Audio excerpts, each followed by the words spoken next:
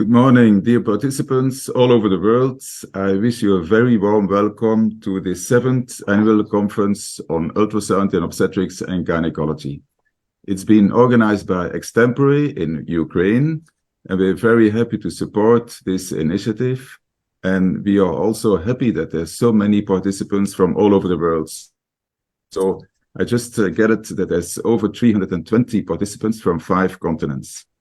I would like to introduce my co-chair, Professor Wouter Voigtman from Leuven, who is an excellent surgeon in minimally invasive surgery, robotic surgery, but also a very keen and skilled ultrasound specialist.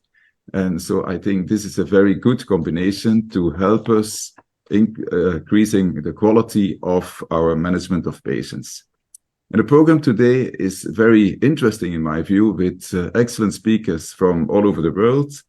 And in the first session, we have Professor Ligita Jokop-Jene from Sweden, Professor Dorella Franchi from Italy, Professor Wouter Voigtman, and then Dr. Francesca Moro, also from Italy. And I invite all of you to send your questions, your comments in the chat so that we can reply them. We can ask the speakers to give a reply to every question that you may have. So I hope this will be a very interesting and interactive session, and the discussion will be after the session. So first, I would like to present Professor Ligita Jokop-Jene. She's from Malmö in Sweden, Lund University, and she's working in the team that was founded by Professor Lil Valentin. And she will speak on physiological cyst, how to define and manage using the IOTA simple descriptors. Wouter, very welcome. And morning.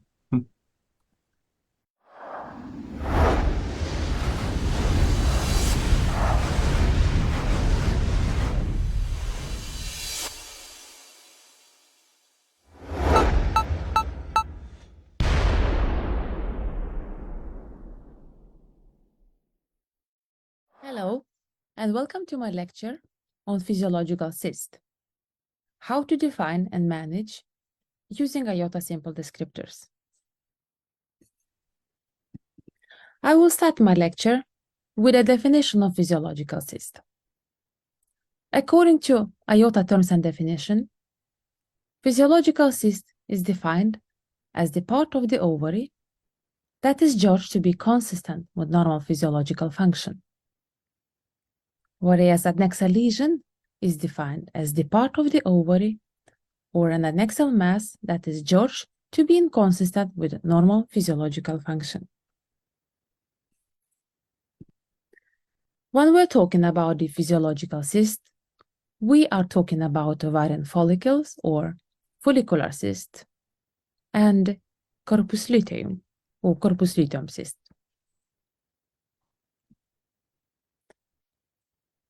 Ovarian follicular cyst is defined as a unilocular anechoic cystic structure of 3 centimeters or more in size. Structures below 3 centimeters are called follicles or cystic follicles. Follicular cysts occur because of the absence of ovulation or when the mature follicle involutes.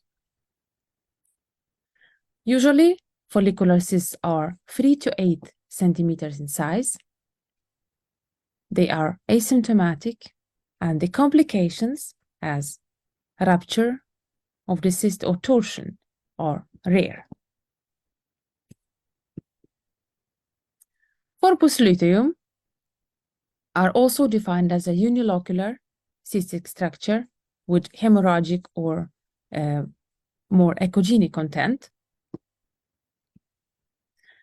Corpus luteum may look differently at ultrasound, but the typical is a ring of fire known as during the examination with color or power Doppler are blood flow signals surrounding the corpus luteum structure, building so-called ring of fire, which is typical for corpus luteum.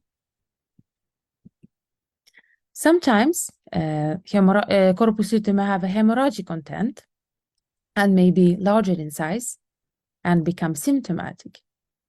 All these images that you see here are those of a hemorrhagic corpus luteum with a blood clot inside the cyst having different appearance.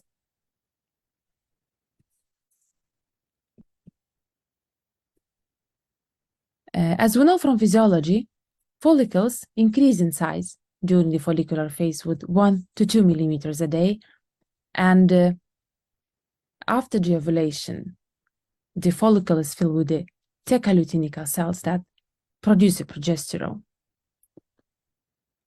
Normally, corpus luteum disappears in the beginning of next cycle if a woman doesn't become pregnant. According to the elder study, on the first day of the menstrual cycle, corpus luteum can be visible in all women. However, on the second day of normal menstrual cycle, only in half of women. Typical for morphology of physiological cysts is that they are unilocular, they are anechoic or hemorrhagic, and they have regular walls.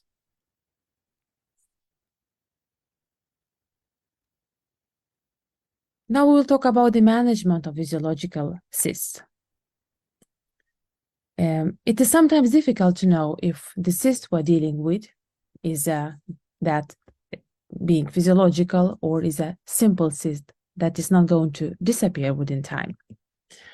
Management of the cyst has been described in Royal College guidelines published for quite a time ago in 2011, recommending that asymptomatic ovarian cyst below 5 centimeters, simple ovarian cyst below 5 centimeters, would not require follow-up in premenopausal women and are very likely to be physiological, that would resolve within 3 months. And for the cysts between 50 to 70 millimeters in size, it has been recommended a yearly follow-up, and those for larger than 70 millimeters would be recommended surgery or other type of investigation. Ovarian cysts that persist or increase in size are not likely to be physiological, and management of these cysts with prescribing combined oral contraceptives do not promote resolution of the functional ovarian cyst. This is according to a Cochrane review. In a 2-year interim analysis in the IOTA studies, women were followed up to 2 years. 1,990 women were followed up, out of which 1,149 had unilocular cysts. Those women that were followed up, 8% of them had functional cysts, and in these women, 90% of masses disappeared within 2 years. The longer the follow-up was, the more masses dissolved spontaneously, and the complication risk of the masses was very low.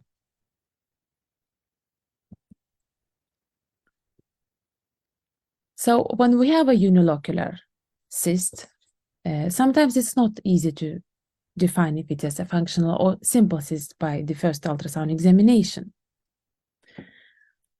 In a paper published 2013, 1,148 adnexal masses classified as unilocular according to IOTA have been studied. And it has been concluded that if a unilocular cyst was found in premenopausal women, the malignancy rate was 1 in 1,000, and most cysts were smaller than 5 centimeters. If a cyst was 5 centimeters or smaller, the malignancy rate was 0.82%, and if the cyst was larger than 5 centimeters in size, the malignancy rate was 1.06%. Malignancy rate if the cyst was unilocular with anechogenic content and regular walls was 0.22 with a confidence interval between 0.34 to 3.11. And the malignancy rate in unilocular cysts with any other content, with or without irregular walls, was 0.85%, with a confidence interval of 0.34 to 1.75. If we are dealing with a hemorrhagic cyst and we are not sure at the first ultrasound if this is a corpus luteum or any other type of the cyst, it is recommended to follow up women in 3 to 4 months, because we know that corpus luteum would disappear within 3 months. On the basis of ultrasound, we unfortunately cannot differentiate between the hemorrhagic functional cyst and other type of cyst.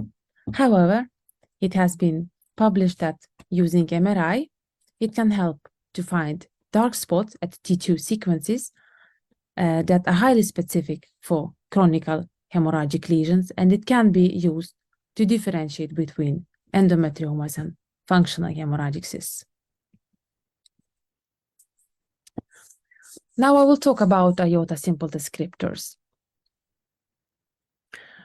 6 IOTA descriptors have been published for benign and 2 malignant in the first paper.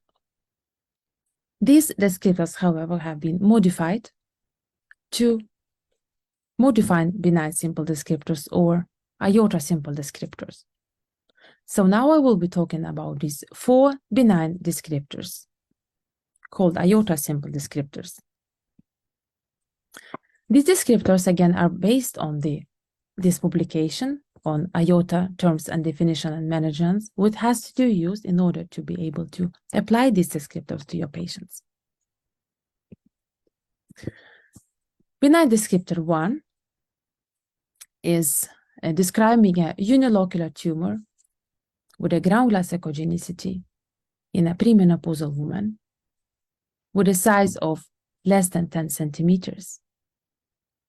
If we have this image with this description, the image is that suggestive of endometrioma. Benign descriptor 2 is describing a unilocular tumor with mixed echogenicity and acoustic shadows in premenopausal woman, size of the lesion being less than 10 centimeters. If we have this image with the following description, then this image is suggestive of dermoid cyst or that of a benign teratoma. Benign descriptor 3 is describing a unilocular tumor with regular walls and maximum diameter of the lesion of less than 10 centimeters. And this is having an anechoic cyst fluid. In this case, this image is suggestive of a simple cyst or a cystadenoma, benign cystadenoma. And benign descriptive 4 is covering remaining unilocular tumors with regular walls and the tumor size being less than 10 centimeters. When we have this image, it is suggestive of other benign cysts. So these 4 benign descriptors are applicable only for this type of tumors as according to the descriptions. If we would summarize these IOTA simple descriptors, we can say that all descriptors are describing a unilocular cyst less than 10 centimeters in size. Thereafter, these cysts have a different echogenicity. Benign descriptor 1 and 2 can be applied only to premenopausal women, whereas benign descriptor 3 and 4 can be applied to both premenopausal and postmenopausal women. And if we are having a cystic structure that is corresponding to the benign descriptor 1, this is suggestive of endometrioma only in premenopausal women. If we're having a benign descriptor 2, it is suggestive of dermoid cyst or benign teratoma only in premenopausal women. Benign descriptor 3 is suggesting a simple cyst or cystadenoma in both premenopausal and postmenopausal women. And benign descriptor 4 is suggesting a diagnosis of other benign cysts in both premenopausal or postmenopausal women. However, we cannot apply these simple descriptors to all ovarian masses. Recently, a two-step strategy to estimate the risk of malignancy in ovarian tumors has been published. And this is a retrospective interim analysis based on IOTA 5 multicenter cohort of 8,519 patients, out of which 4,905 patients from 17 centers could be included. Histology or one-year follow-up was taken as a final diagnosis. Modified benign descriptors were found to be applicable in 37% of the tumors, which is in 1,798 out of 4,905 tumors in this cohort could these benign descriptors be applicable. And when these descriptors have been applicable, 99.3% of the masses were found to be benign. In this two-step strategy, it has been suggested to use benign descriptors as a first-line test. And when these benign descriptors were not applicable, to use Arnex model instead. Arnex model consists of 6 ultrasound variables and 3 clinical variables. Ultrasound variables being a maximum diameter of the lesion, size of solid component, more than 10 cyst locus, number of papillary projections, acoustic shadows, and ascites, and clinical variables as age, oncology center, and level of the CA1 to 5. In this publication, it has been found that benign simple descriptors can be applied to 40% of ovarian masses, and they are easy to use. And if a benign descriptor has been able to be applied, the mass was almost certainly benign.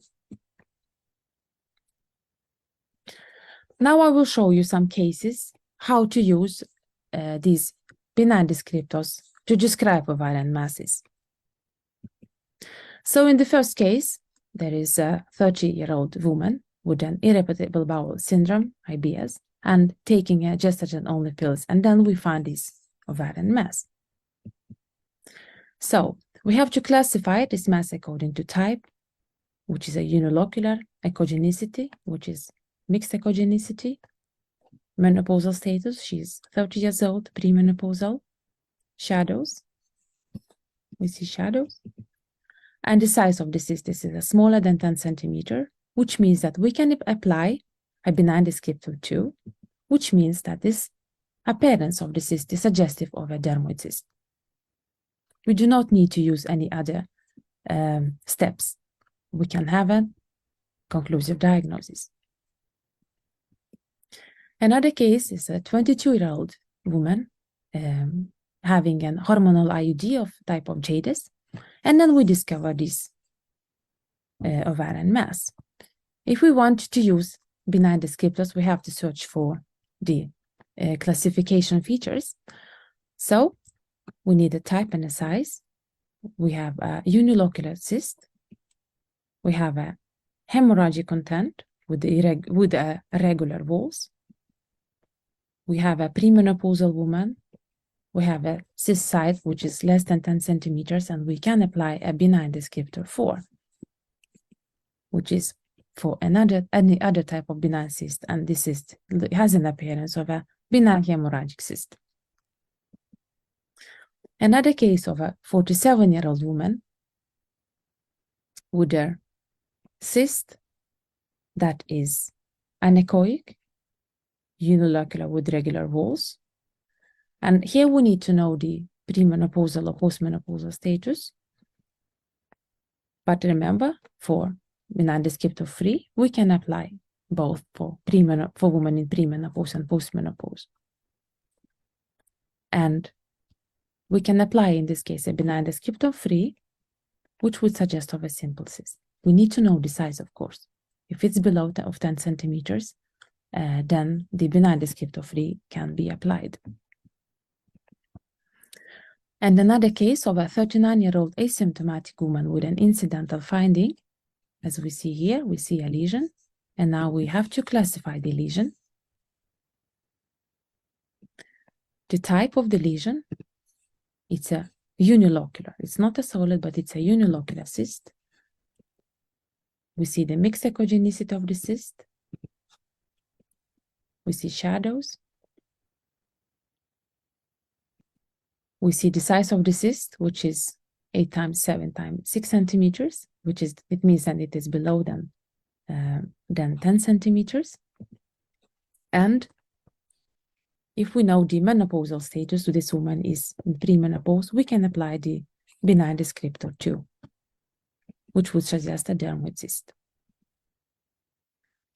Another case is that of 28-year-old woman that has dysmenorrhea and pelvic pain, and then we discover this mass. So now we will try to apply the benign descriptors. What is the type of the cyst? We have two locals, which makes the cyst multilocular and not unilocular, which is needed for benign descriptors.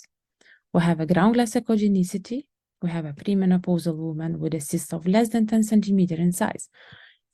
We could apply benign descriptor 1, however, as the cyst is not a unilocular, but a multilocular, descriptors cannot be applied.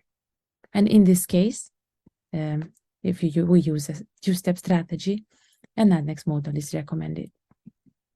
And this is the last case of a 30-year-old woman with dysmenorrhea and pelvic pain, and she was undergoing infertility treatment, and a cystic lesion has been discovered during ultrasound examination.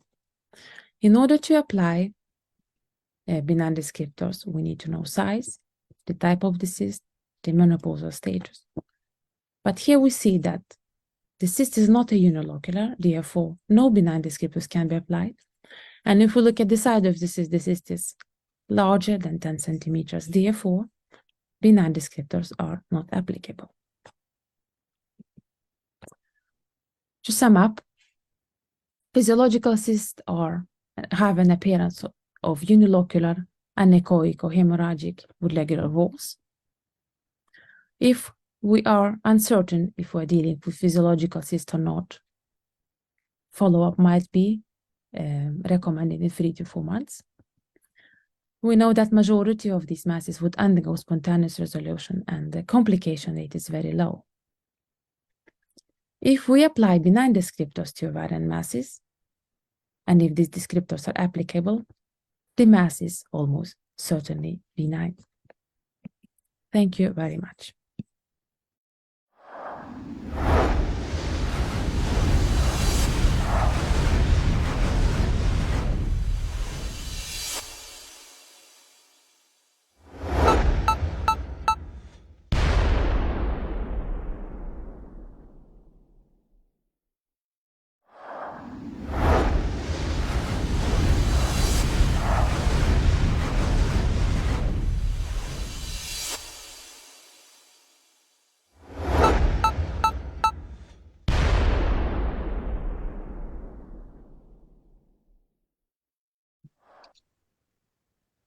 Thank you so much, Likita, for your wonderful lecture. We would like to remind you again about posting your questions in the chat, and we will discuss them at the discussion in the end of this session. Now it's my pleasure to introduce the next speaker, Professor Della Franchi from the European Institute of Oncology in Milan in Italy. She's their director of the Preventive Gynae unit. And because of her expertise in that field, she's the best to talk to us about borderline tumors, imaging, diagnosis, and management.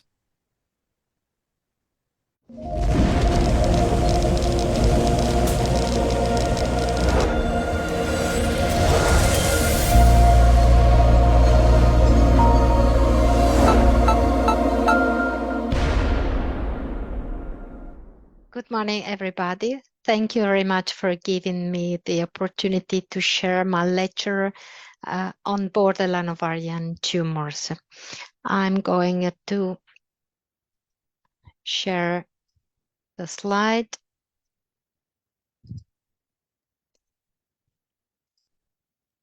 on borderline ovarian tumor. Well, borderline ovarian tumors are epithelial tumors with histological and biological features which are intermediate between clearly benign and clearly malignant ovarian neoplasm. But malignant cells do not invade the stroma of the ovary. Microinvasion, this means the invasion of less than 5 mm, can be seen in borderline tumors, but these cases should still be regarded as borderline for classification and management purposes. They represent from 10 to 15% of all ovarian tumors. In most of the cases, they are diagnosed at an early stage, and in 30% of the patients, borderline tumors are diagnosed at an age of less than 40.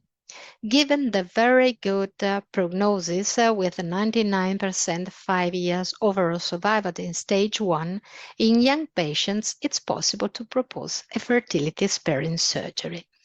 According to the histological classification, most of borderline tumors are of serous histotype, followed by mucinous histotype, 35% of the cases, with 85% of those mucinous tumors of intestinal type and 15% of endocervical type. Then there are some other histotypes such as endometrioid, clear cell, but they are less represented.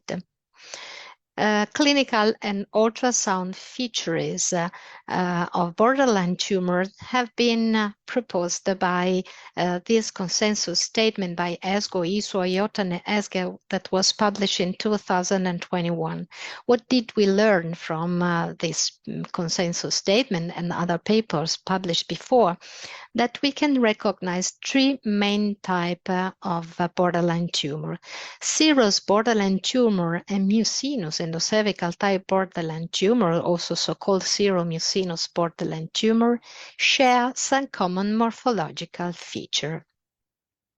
Morphological features suggestive of serous type and mucinous endocervical type borderline tumor are the presence of unilocular solid cyst with papillary projection. Usually the content is anechoic or low level. Or we can have also multilocular solid lesion, again with multiple papillary projection. In the 82% of the cases, papillary projection can be really very numerous within the lumen of the cyst. This is the typical feature of papillary projection. They resemble small bunch of grapes with a fragile consistency. This pattern was described in 2019 by Timur Trish. He demonstrated the presence of a microcystic pattern in almost the 90% of borderline tumor, describing it as clusters of microcyst from 1 to 3 millimeter located in the inner wall of the cyst or along the septa. Papillary projection can be numerous and disseminated, like in this case. Another example of a unilocular cyst with numerous and disseminated papillary projection. Or we can see the presence of confluent papillary projection determining the formation of large papillary projection. Papillary projection can be really very large, occupying even more than 80% of the lumen of the cyst.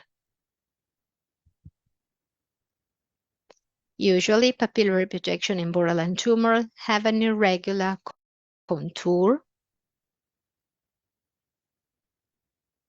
and in most of the cases, they are vascularized on color Doppler or power Doppler, but usually the color score is no more than 2 or 3. Another morphological feature suggestive of serous type is also the presence of the ovarian Crescent sign. The endocervical type, mucinous borderline ovarian tumor, usually are more often unilocular solid lesion or multilocular solid lesion, small in dimension with papillation, and the cystic fluid low level or ground glass.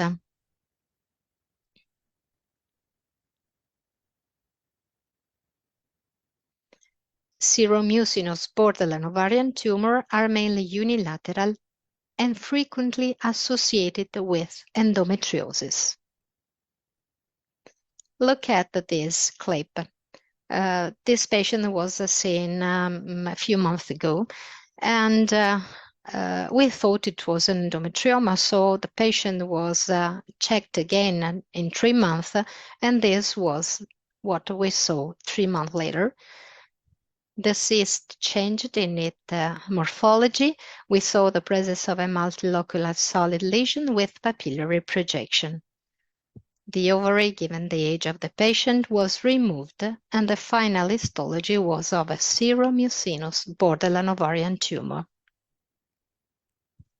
So just to summarize the main features, that the most important features of endocervical type mucinous borderline tumor, they usually are unilateral lesion, small, less than 10 centimeter, unilocular solid or multilocular solid with low level of ground glass content, color score of 2 or 3, and with multiple papillation. Can borderline tumor appear as solid tumors?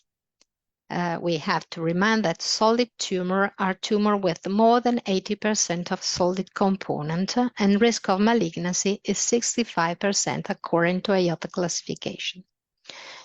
In this paper published by Federica Moro and co-workers, we can observe that among borderline tumor, 10% of this tumor can be solid. They can be purely solid, like in this case, where we saw the presence of this solid lesion, cone shadow were present, but in the middle there was also an hemorrhagic area, so we removed this ovary, and the final histology was that of a borderline serous cystadenofibroma with the microinvasive foci. This also could be considered probably has a solid lesion because the solid component occupy more than the 80% of the mass. But actually, this was a multilocular solid cyst where the papillary projection were so large that were occupying more than the 80% of the lumen of the cyst. And the final histology again was serous borderline tumor stage 1A with microinvasive foci. We can also consider solid lesion when we have those large localization over the ovarian surface. Usually they have also unilocular solid lesion or multilocular solid lesion within the ovarian parenchyma. In this case, there were 2 very big, large masses with a huge amount of solid tissue over the ovaries. This was what we saw at the laparotomy. This was a very young patient, so maximum surgical effort was performed in order to preserve both of the ovaries of this young patient, and the final histology was that of a serous borderline tumor stage 2B with non-invasive implants. Borderline tumors can be very difficult masses, and there are some similar masses with very different diagnoses. So for example, if we consider those 3 masses, in 2 cases we have a unilocular solid lesion, and in the middle a multilocular solid lesion with papillary projection. All the papillary projection in all the 3 cases were vascularized, but the histology was totally different. In the first case, where we can observe the presence of cone shadows behind the papillary projection, it was a benign lesion. The second one was a borderline lesion. The third one, surprisingly, was a serous invasive malignant tumor. Here is another case, for example, where we have a unilocular solid lesion with a papillary projection with irregular contour, microcystic aspect, but there are also cone shadows, and in fact, this was a cystadenophybroma. Again, this unilocular solid lesion with multiple papillary projection. You can see that papillary projection are regular, rounded shape, richly vascularized, and the information is very important in this case because this was a pregnant patient and this was a decidualized endometriosis. Or those two unilocular solid lesion. In both cases, we have multiple papillary projection, confluent papillary projection. In the first one on the left, the papillary projection have an irregular contour, microcystic aspect. In the second case on the right, instead, we can see a less irregular contour and more compact echogenicity. The first one had a color score of 3, the second one a color score of 4. The first one was a serous borderline ovarian tumor, the right one endometrioid adenocarcinoma FIGO stage 1. So sometimes really cysts with papillary projection can be very difficult to identify and to discriminate. What can we do? Well, we can rely on the subject assessment by an expert ultrasound examiner that has the best performance to distinguish between benign and malignant ovarian tumor. But if an expert ultrasound examiner is not available, the use of ultrasound-based diagnostic models can assist the clinician to distinguish between benign and malignant ovarian tumor. In this case, I want to show you an example on how to use the ADNEX model in a case of borderline tumor. ADNEX model is a multi-class model that not only discriminates between benign and malignant ovarian tumor, but among malignant ovarian tumor, it can discriminate borderline tumor from stage 1 ovarian cancer, advanced stage ovarian cancer, or metastatic tumor. This I'm showing you is a multilocular solid lesion with multiple papillary projection, vascularized papillary projection. I filled the ADNEX model. The age of the patient was 20. We are an oncological center, so yes, the maximum diameter of the lesion was 48. The maximum diameter of the largest solid part was 20 millimeter. No more than 10 locus, more than 4 population. There were no acoustic shadows, no ascites. At the moment of the first ultrasound, we did not know the value of CA125, and this was the result. According to ADNEX, the risk of malignancy was very high, 68.7%. But if we go through the relative risk was higher, 7.7 for borderline tumors. And by adding also CA125, the result doesn't change, again with a high risk of malignancy and the relative risk for borderline tumor of 8. And this was actually a borderline tumor. But when we consider papillary projection, we have to remember these very simple rules.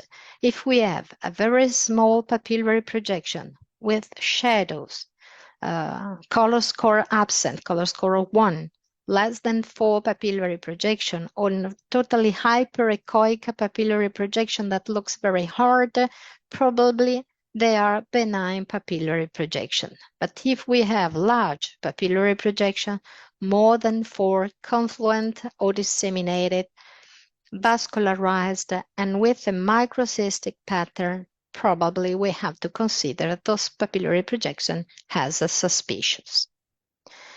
Can borderline tumors have a multilocular aspect?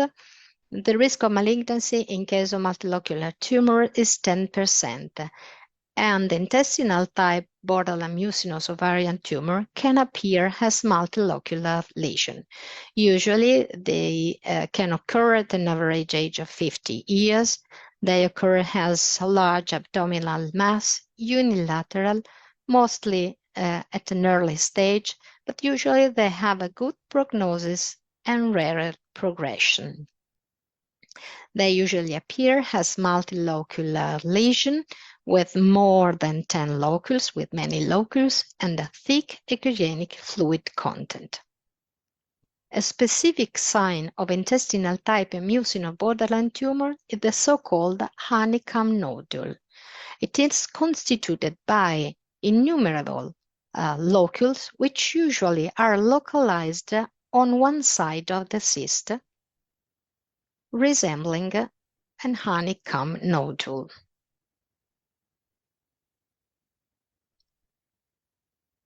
Here is an example of a recent case of mucinous intestinal type borderline tumor. This was a very large ovarian mass, unilateral ovarian mass with multiple locules on one side, in the upper side of the cyst. The contralateral ovary was normal. And here is another case of a multilocular lesion, more than 10 centimeter, more than 10 locules, thick echogenic fluid content in a 34-year-old lady, and that the final histology was mucinous in borderline tumor intestinal type with focal microinvasive foci. So just to summarize the most frequent morphological features in gastrointestinal type borderline ovarian tumor, they are usually unilateral masses, large with more than 10 centimeter, more than 10 locules, low level content, color score of 2 or 3, with the presence of a honeycomb nodule. The simple rules can help us in distinguishing benign from malignant mucinous tumor. Sometimes there is an overlap between benign and malignant lesion with just one rule, the B4 benign rule. If we have a smooth multilocular tumor with largest diameter or less than 10 centimeter, probably the lesion is benign. So we can say that if we have a multilocular lesion with less than 10 locules, less than 10 centimeter in maximum diameter, probably it is at low risk of malignancy. If we have a large tumor diameter, more than 10 centimeter, large number of locules, more than 10, and we can observe the presence of a honeycomb nodule, probably there is a high risk of a mucinous intestinal type borderline tumor. Of course, we have to take into consideration that when the multilocular lesions are bilateral, there is a possibility of a metastatic disease to the ovaries. Those are 3 different cases of multilocular cyst with multiple locules and thick content. And the problem sometimes in the differential diagnosis is that by ultrasound it's not easy to define the nature of those cysts. Only the pathologist can discriminate those kind of cysts, because it may happen that the benign, borderline, and malignant cells can coexist in the same mass. How to manage borderline tumor? There are some very important recommendations from the ESMO-ESGO Consensus Conference on Ovarian Cancer. What is important is that the preservation of at least part of one ovary and the uterus is a standard approach in young patients with borderline tumor, but the unilateral salpingo-oophorectomy is recommended with mucinous borderline tumor to decrease the risk of invasive recurrence after cystectomy. Cystectomy is also an acceptable management in serous borderline tumor to preserve fertility. So if we have a patient without a desire of childbearing, we can offer a radical surgery. But if we have a young patient with the childbearing wish, we have to offer a conservative surgery. What does it mean? The performance of a unilateral salpingo-oophorectomy or cystectomy in case of small cyst, or in case of bilateral disease or previous history of unilateral salpingo-oophorectomy.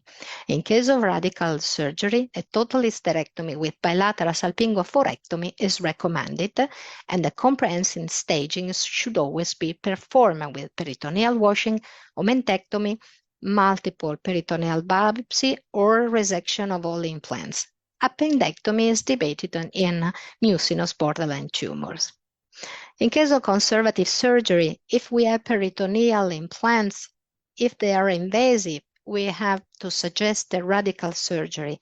But if the patient is young and still with a childbearing wish, also in stage 2 and 3 borderline tumor, serious borderline tumor with invasive implants, we can perform a conservative surgery. In case of non-invasive implants, we can choose between radical surgery according to patient wish or a thorough follow-up for a longer period with the completion of surgery after finishing family planning. The same in case of microinvasion or micropapillarity at final histology. Again, we can propose a completion of surgery after finishing family planning and a thorough follow-up for at least 15-20 years, given the possibility of a very late recurrence in case of borderline tumor. Follow-up should be performed by a gynecological examination and transvaginal ultrasound. In case of fertility-sparing surgery, we know that there is a higher risk for recurrence respect to radical surgery. The risk of recurrence in radical surgery is quite low, less than 5%.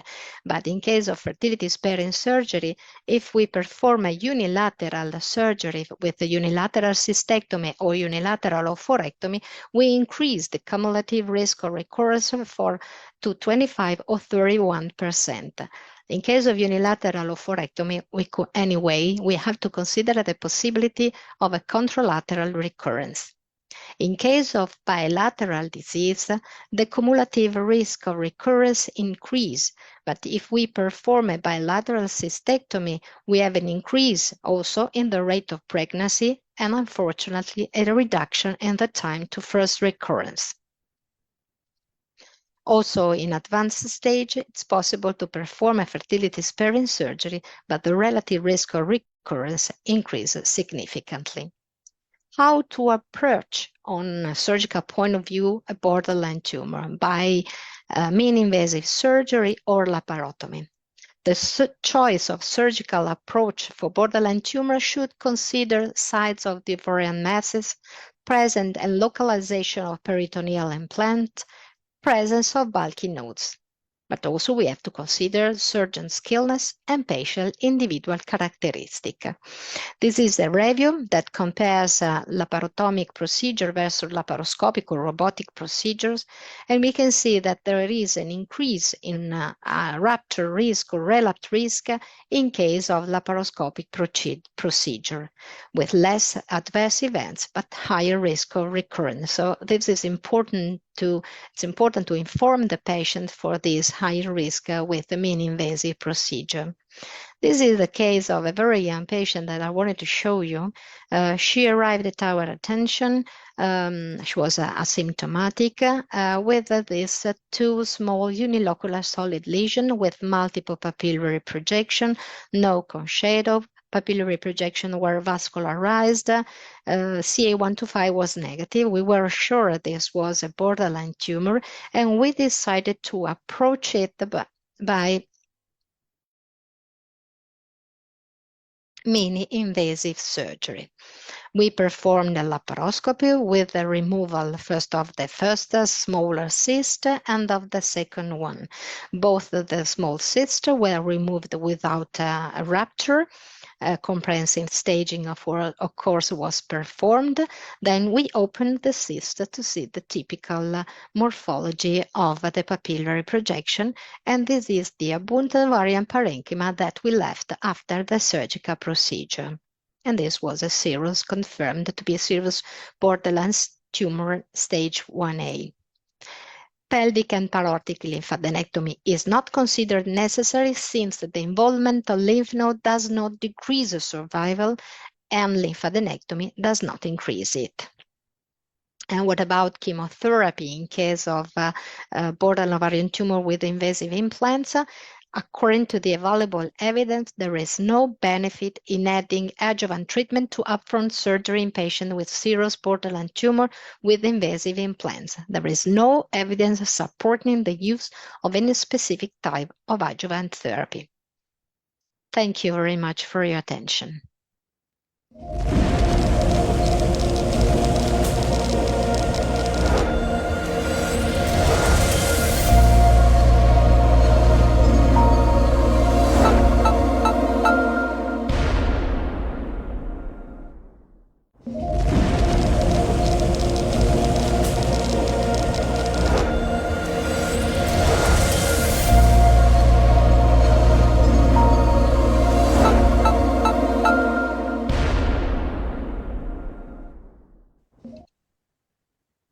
Thank you very much, Professor Franke. This was an interesting and very important lecture on the management of borderline tumors.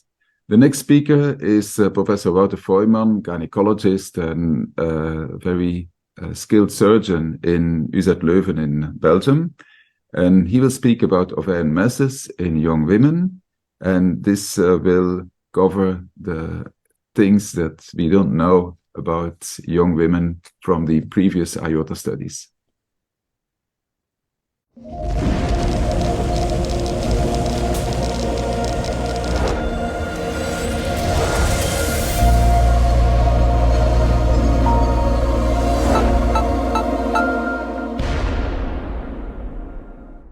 Hello to you all. So I speak about ovarian masses in young women. I also want to acknowledge Professor De Timmerman and Agnieszka Kotlars for working together on this presentation.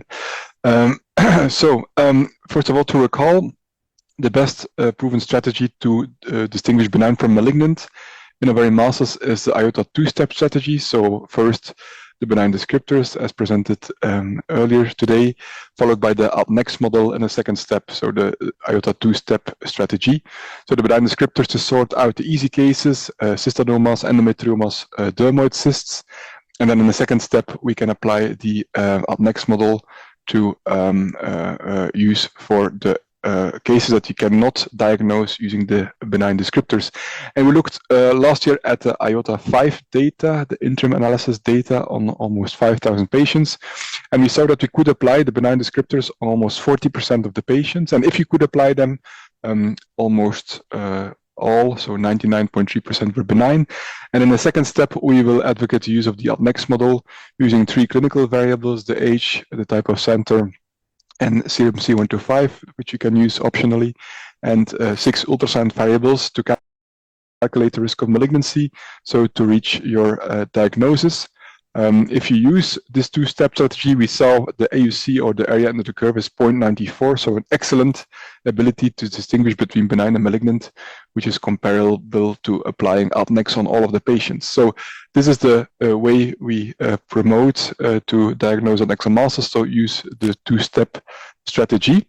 This has also been integrated in the ORATS protocol. So ORATS, in collaboration with the American College of Radiologists, provides a risk stratification and management system depending on the risk of malignancy.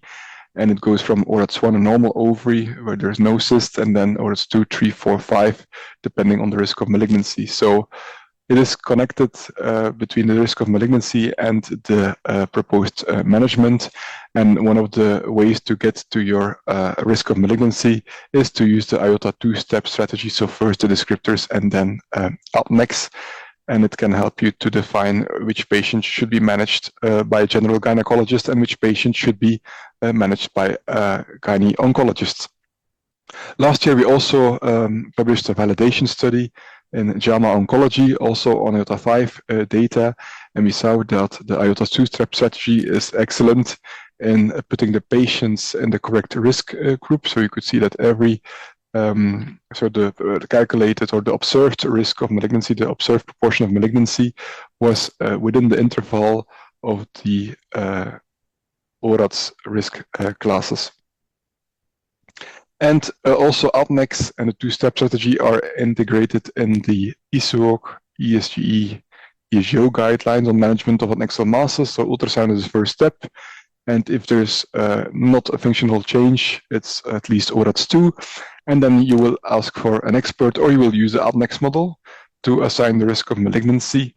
And depending on the risk of malignancy, the ORATS class, you will have a proposed management.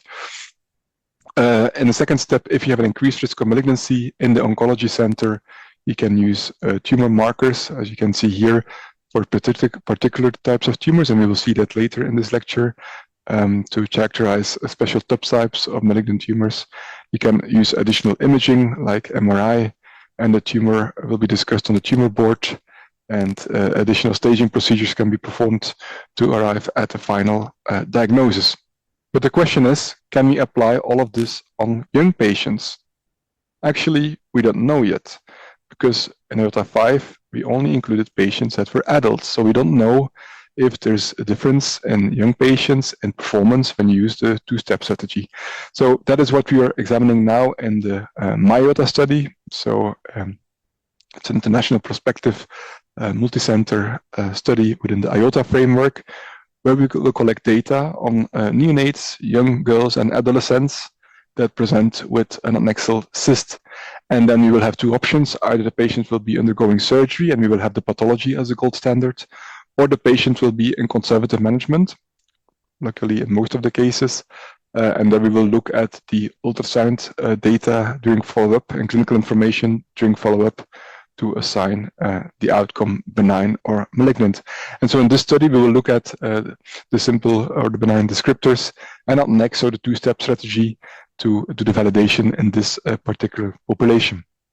Because the population will be somehow different. We will see that some types of tumors will be very common or much more typical to be diagnosed in younger ages. So we know that all of this, to do this risk stratification or diagnosis, is in order to distinguish between these findings, and we want to know which patients can be managed expectantly, so with ultrasound follow-up, which patients should be undergoing surgery but can go for minimally invasive surgery by a general gynecologist, or which patients should be referred to gyne-oncologist for more invasive surgery, and eventually also often a systemic therapy. So that is what we want to predict prior to any intervention. So what will we discover, what we will see, observe in young patients? So you can have tumors from different cell lines, so epithelial tissue cells, ovarian stroma cells, or germ cells, or sometimes metastatic from another primary origin. And in the epithelial tumors, we will often see Brenner's tumors in young patients.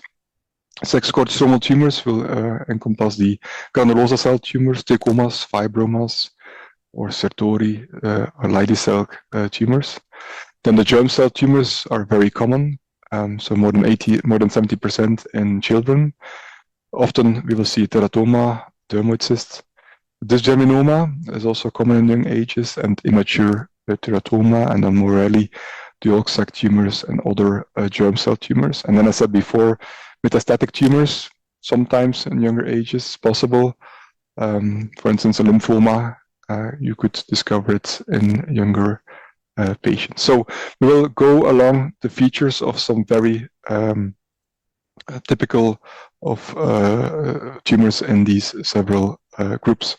And we will start with the benign neoplastic tumors, and the first that we will know, all of us, is the mature teratoma. It's a benign germ cell tumor. It's the most common neoplastic ovarian tumor, and will account for about 50% of all tumors in children, often bilateral. So it's germ cells, and it's slowly growing, and it's very typical feature. So we know we have the dots and the lines due to the hair which can be there. So if you have a transaction of a hair, it will be a dot, and if you have a transaction in the axis of the hair, you have a line, and you might have an echogenic white ball or a Rokitansky nodule, which is an accumulation of hair and sebum. So you can have a very hyperechogenic structure inside, which is usually not vascularized. You see the dots and the lines. So you have a mixed content in the ovary. So this is typically seen on ultrasound, a mature teratoma. What about this case? It's a 9-year-old girl. You see it's a cyst with several locules, and there's a solid component also with hyperechogenic areas, and she presents with acute pain and vomiting. This is a lesion after removal. Is this still a mature teratoma? Yes, it is. So we see here there's hair present inside the cyst. So this was still a mature cystic teratoma. So last year in the White Journal, we published a paper, a largest series on mature cystic teratomas, 450 patients, and we could see some other features that are very common in teratomas. It's a cotton wool tuft sign. You see these accumulations that are hyperechogenic in the wall. can also have a shape of a mushroom cap in the wall of the cyst. Sometimes you have a completely hypergenic lesion, as you can see here, so avascular, or a starry sky, which is not moving. If you have a mucinous cyst and you put on the color Doppler, you will see that it moves. But here, the starry sky, you will not see any movement if you put on the color Doppler. So these are additional findings that we can encounter when we look at dermoid cysts. Then we move to the benign sex cord stromal tumors. So fibromas are very rare in children. Tecomas can sometimes be found, but also quite rare, and they can sometimes produce estrogens. So it's typical that they are solid, that they have a smooth border. So they are quite regularly delineated, and sometimes they can be very small. Usually they are not so much vascularized, so it's minimal vascularity in fibromas or tecomas. If you move to the epithelial tumors, and we look at the benign ones first, we have the cystadenomas. Usually they are seen in adults, rarely in children, so serous or mucinous cystadenomas. They can grow very large, especially the mucinous cystadenomas are often multilocular and can grow very quickly to very large volumes, and they can fill the whole abdominal cavity. Malignant tumors, on the other hand, so we covered the benign, now the malignant. Germ cell tumors, so we had the mature teratoma as a germ cell tumor, so the malignant counterparts of the germ cell tumors. They are most of the malignant ovarian tumors, so 60 to 80%. You have the dysgerminomas, immature teratomas, and then more rarely the yolk sac tumors and the other germ cell tumors, as you can see them here below. This germinoma is the most common malignant germ cell tumor. You can see them often in teenagers, often unilateral, 80%, and they are known by an elevated LDH in most or in a lot of the cases, and rarely they also have an elevated beta ACG. On ultrasound, they can grow very large. They are solid in appearance, and they have a quite heterogeneous ultrasound appearance. And very characteristic is that they have lobules. You can see they are lobulated, so they are lobulated areas of tumors. And the color score can be intermediate or a lot of vascularity, so color score 3 or 4. So this is typical for dysgerminoma. You move to the immature teratoma, is the second most common. So first the dysgerminoma is the most common malignant germ cell. The second most is the immature teratoma. Also young patients, most frequently under 30 years. Unilateral, again, large tumors. And here it's not LDH, but it's the alpha-fetoprotein, which is very characteristic. They usually need to be treated surgically. And very characteristic is that they have a very bizarre, chaotic ultrasound appearance. So you see that there are solid components with a lot of calcifications and acoustic shadows. And on the other hand, you will see, in contrary to mature teratomas, that there is usually some vascularity inside these areas. So it's a vascularized solid tissue with a lot of shadows. So a very bizarre ultrasound appearance, as you can see, typical for an immature teratoma. Then you have yolk sac tumors. They also produce alpha-fetoprotein. Choriocarcinomas, usually beta ACG, and then you have mixed germ cell tumors that are malignant, can also produce alpha-fetoprotein. I will show you a case example later. And then besides the germ cell tumors, we will move to the sex cord stromal malignant tumors. So here we have the juvenile granulosa cell tumors, the most frequent of the malignant stromal tumors. You have a large tumor. It's usually smooth or lobulated as well surface, and you have solid and cystic areas inside. Often you have hemorrhage. So often they grow very quickly, and they present with hemorrhage, these patients inside the cyst or outside the cyst. Most of them are unilateral, so over 95%. And here the typical tumor marker is inhibin, which is elevated in these patients. So you see cystic areas. Typically, the Swiss cheese appearance is typical for granulosa cell tumors.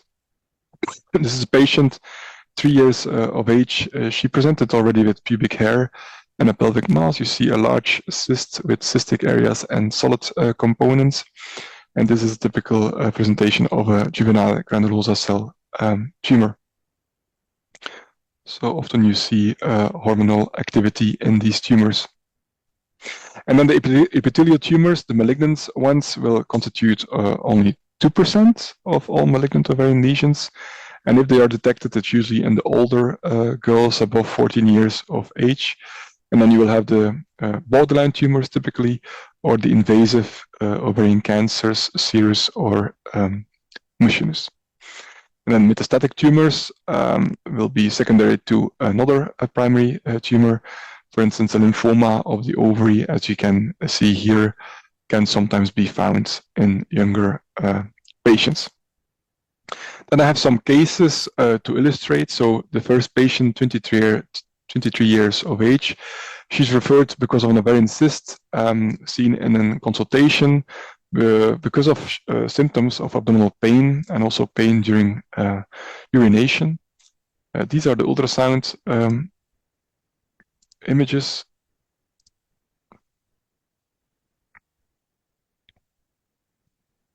So you see it's a tumor which is less than 80% solid, mobile, some free fluid around it. This is another image.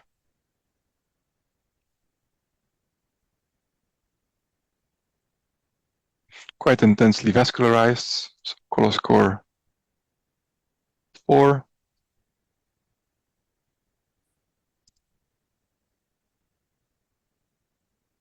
Any ID. So multilocular solid, it was 8.5 centimeters. The largest solid component was 7.5 centimeters. We didn't see any papillation. We saw irregular walls, less than 10 locules, no shadows, intensely vascularized, limited free fluid but no ascites. And it was unilateral, so we had a normal contralateral ovary and uterus. Especially alpha-fetoprotein was quite increased here in this patient. Let's apply up next. So we fill in all the variables. Let's see if it works in this patient. So the total risk of malignancy is 55%. So we advocate a cutoff of 10% to indicate an increased risk of malignancy. So we have to consider this as suspicious. And then we look at the subtypes of malignant tumors. We see that the highest risks here are stage 1 and stage 2 to 4 ovarian cancer. And the highest relative risk here, 2.6, is for stage 1 ovarian cancer. So looking at this information, the patient was treated surgically. So an unilateral appendectomy was performed by a small laparotomy. Also omentectomy was performed and biopsies. And here you see rupture of the capsule. It was a yolk sac tumor, stage 1C2, because already before the surgery, there was the rupture of the capsule. So it was a stage 1 yolk sac tumor. So remember, increased alpha-fetoprotein. The second case is a patient 16 years old, and she was also referred because of symptoms of low abdominal pain, also oligomenorrhea and hirsutism. And an ovarian cyst was detected. These were the images transabdominally. So you see also a multilocular solid tumor.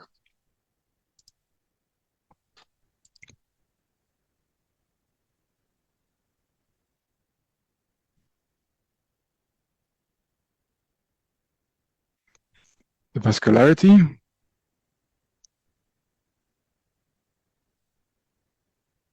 At least moderately vascularized. You don't have to search for vascularity. So it was 11 centimeters. We had a typical Swiss cheese aspect in this patient. We had more than 10 locules, no shadows, color score 3, no free fluid, and a normal contralateral ovary. So it was also unilateral. We had an increase in CON2-5, an increase in testosterone, alpha-fetoprotein, and beta-ACG were both negative. We fill in up next. Again, we see an increased risk of malignancy, 54%. And here again, it's stage 1 that has the highest absolute and relative risk of malignancy. The patient underwent also a laparotomy with adnexectomy, and in here it was a very rare tumor. As you can see, it's a mixed sex cord stromal tumor, so the so-called gynandoblastoma, stage 1A, and it was one part sertori-Leigdig and a smaller component, the juvenile granulosa cell tumor, so think about the Swiss cheese aspect, so it's a mixed tumor. Another case here, 23 years of age, solid tumor, maybe a little bit lobulated, as you can see here. Quite intensely vascularized, benign and malignant, and a suggestion for the histology. So it was quite irregular, solid, 9 centimeters. We had some shadows, no ascites, color score 4. And if you look at the tumor markers, we see here, there's nothing really different as expected. Patient was operated, laparotomy, and it was a 3A dysgerminoma because of an enlarged lymph node in the obturator fossa. So it reminds about the lobulated aspect of the solid.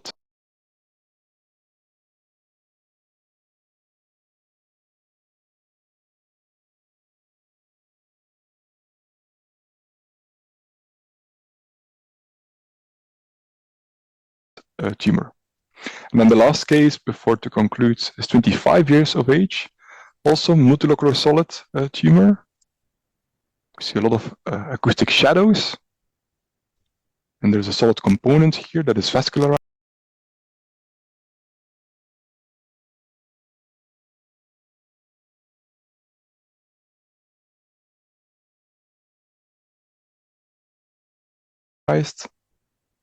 Think about the pattern here of this component, so it's bizarre looking component. Other images here.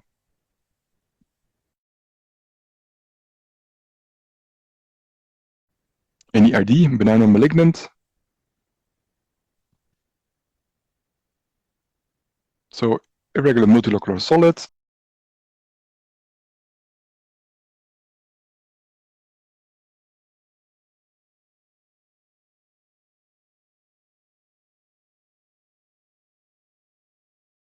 (27 centimeters), 10 centimeters, the largest component of the solid, over 10 locules, no papillations, shadows were present, no ascites, and color score 3. She also underwent surgery. This patient had an immature teratoma,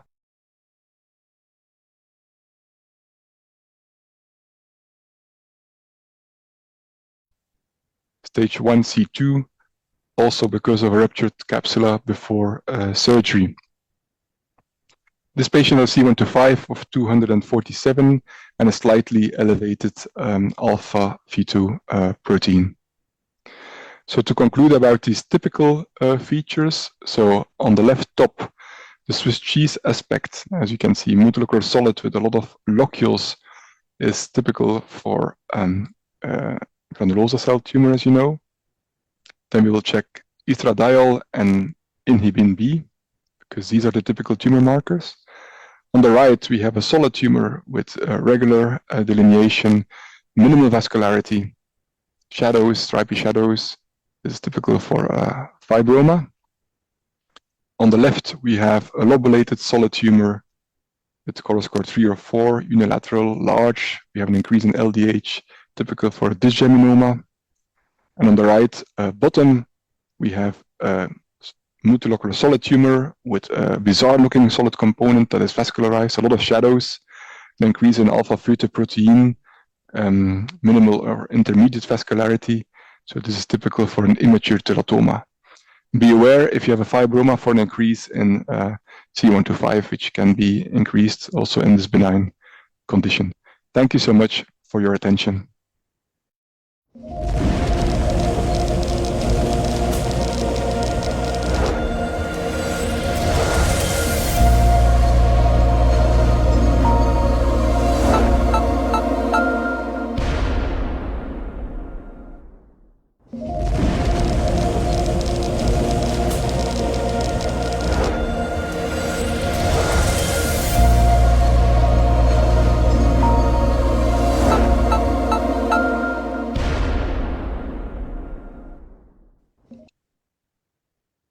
Thank you very much, Professor Vogman. This was a fantastic lecture. So, despite the lack of information from previous IOTA studies on young patients, we already have good knowledge, and we hope to see more expanded knowledge in IOTA studies in the future in young women. Please go ahead. Thank you, Professor Timmerman, for your kind words. It's my pleasure to introduce now to you Dr. Francesca Moro from the Gemelli University Hospital in Rome. She has published many papers on adnexal masses, and also in particular on adnexal masses in pregnant patients. So she's the best speaker to talk about adnexal masses during pregnancy. We're looking forward to your lecture, Francesca.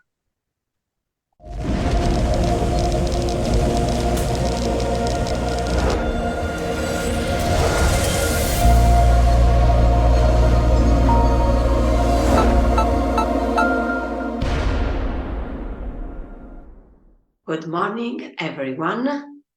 It's a pleasure to be here. So this is my presentation, adnexal masses during pregnancy.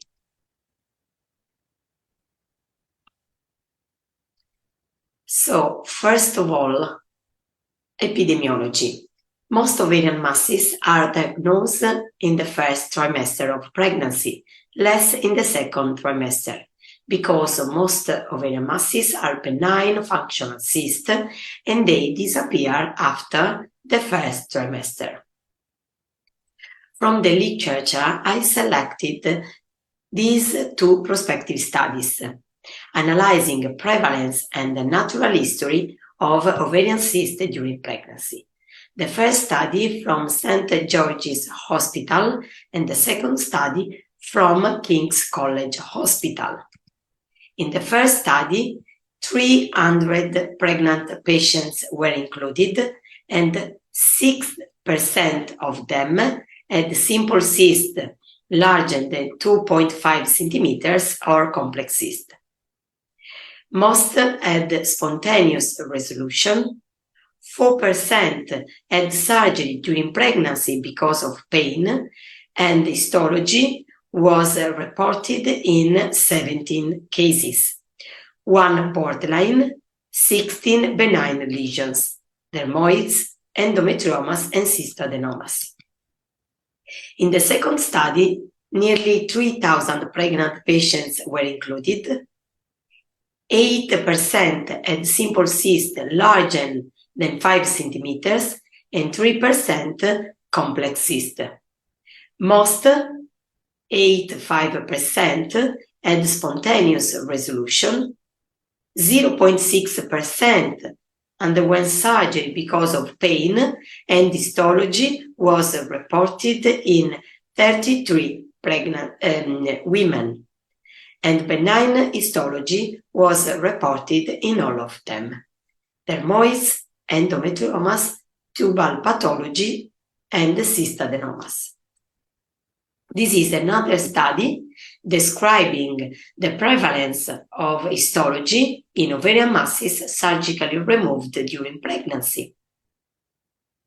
They found that dermoids was the most frequent histotype, with a prevalence of 25%. Endometriomas, 8%. What about malignancy?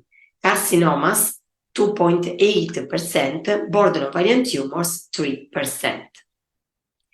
They are the prevalence in ovarian masses surgically removed during pregnancy. So, from the literature, we can say that most ovarian masses had spontaneous resolution during pregnancy, and among patients operated on during pregnancy are benign histology. Only 2-3% of the adnexal masses operated on during pregnancy are invasive tumors. In the last 10 years, we have studied the role of ultrasound examination in pregnant women with ovarian cysts. And the first study was from Erika Frascella in 2024. This was the first case describing an decidualized endometrioma.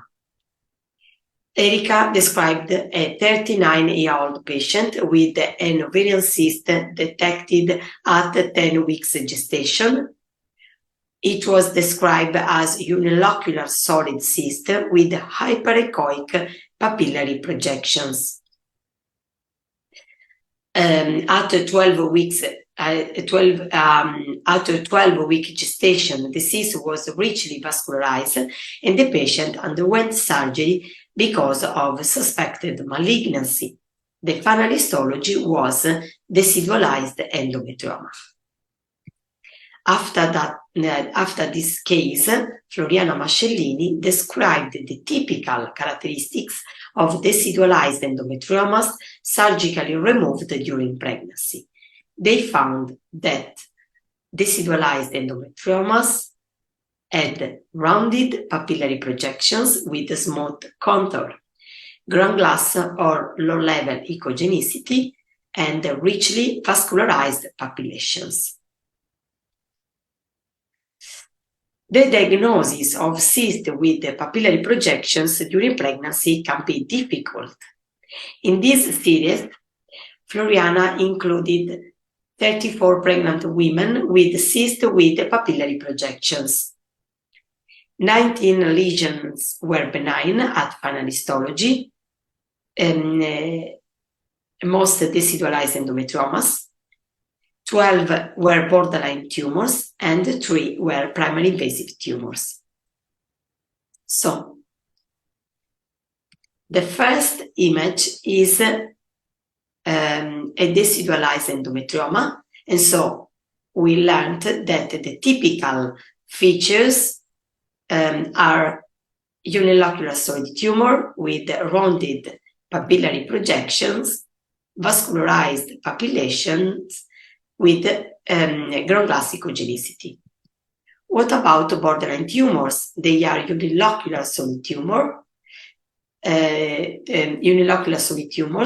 where the papillations present had irregular surface. What about invasive? They are larger than decidualized endometriomas and borderline tumor with large population. I want to show you now some clinical cases. First clinical case, a 24-year-old lady, previous history of endometriosis and no symptoms. She had an endometrioma before pregnancy. This was the cyst at 12 weeks pregnancy, unilocular solid cyst with rounded papillary projections and moderate vascularization. So my first hypothesis was decidualized endometrioma. And I counseled the lady and we decided for follow-up. This is the scan at 24 weeks. The mass was unchanged and the vascularization was rich. So similar morphology, similar size than the scan at 12 weeks. At 37 weeks pregnancy, I observed shrinkage of the cyst.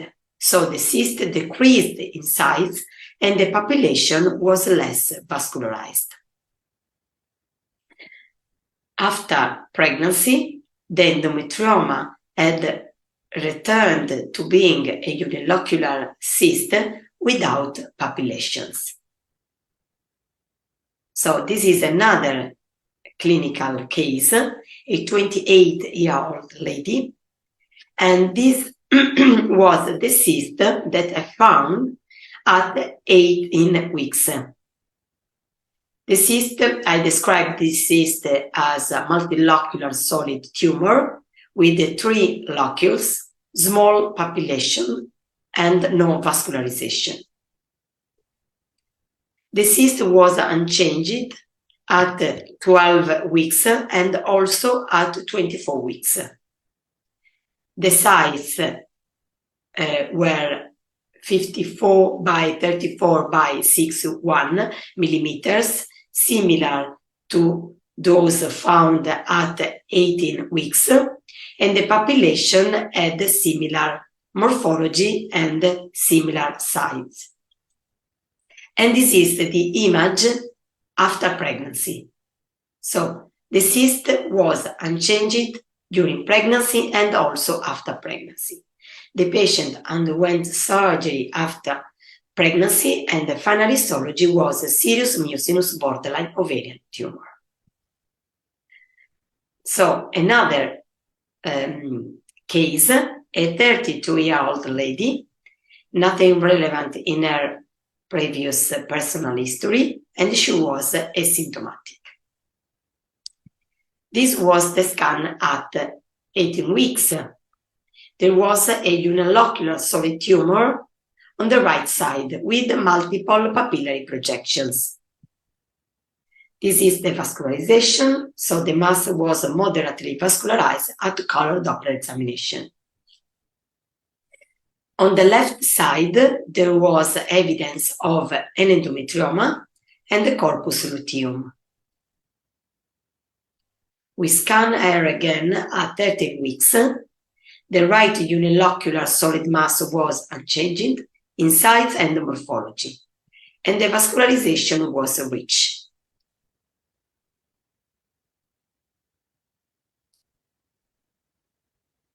On the left side, the endometrioma was unchanged. So we canceled the lady and we decide for surgery, and our first hypothesis was borderline ovarian tumor. So this is the laparoscopy confirming the presence of a right adnexal tumor.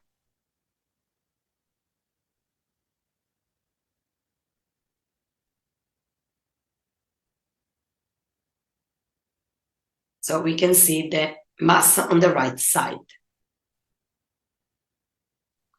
This is the macroscopy. We can see the internal surface of the cyst. So with the multiple papillary projections, so the external surface of the cyst, and the final histology was a serous borderline ovarian tumor.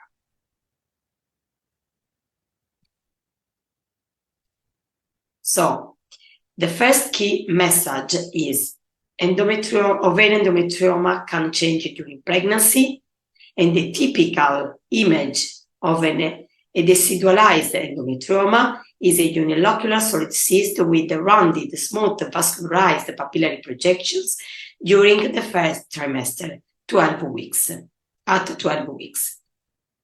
The cyst usually increase in size and the vascularization during the second trimester.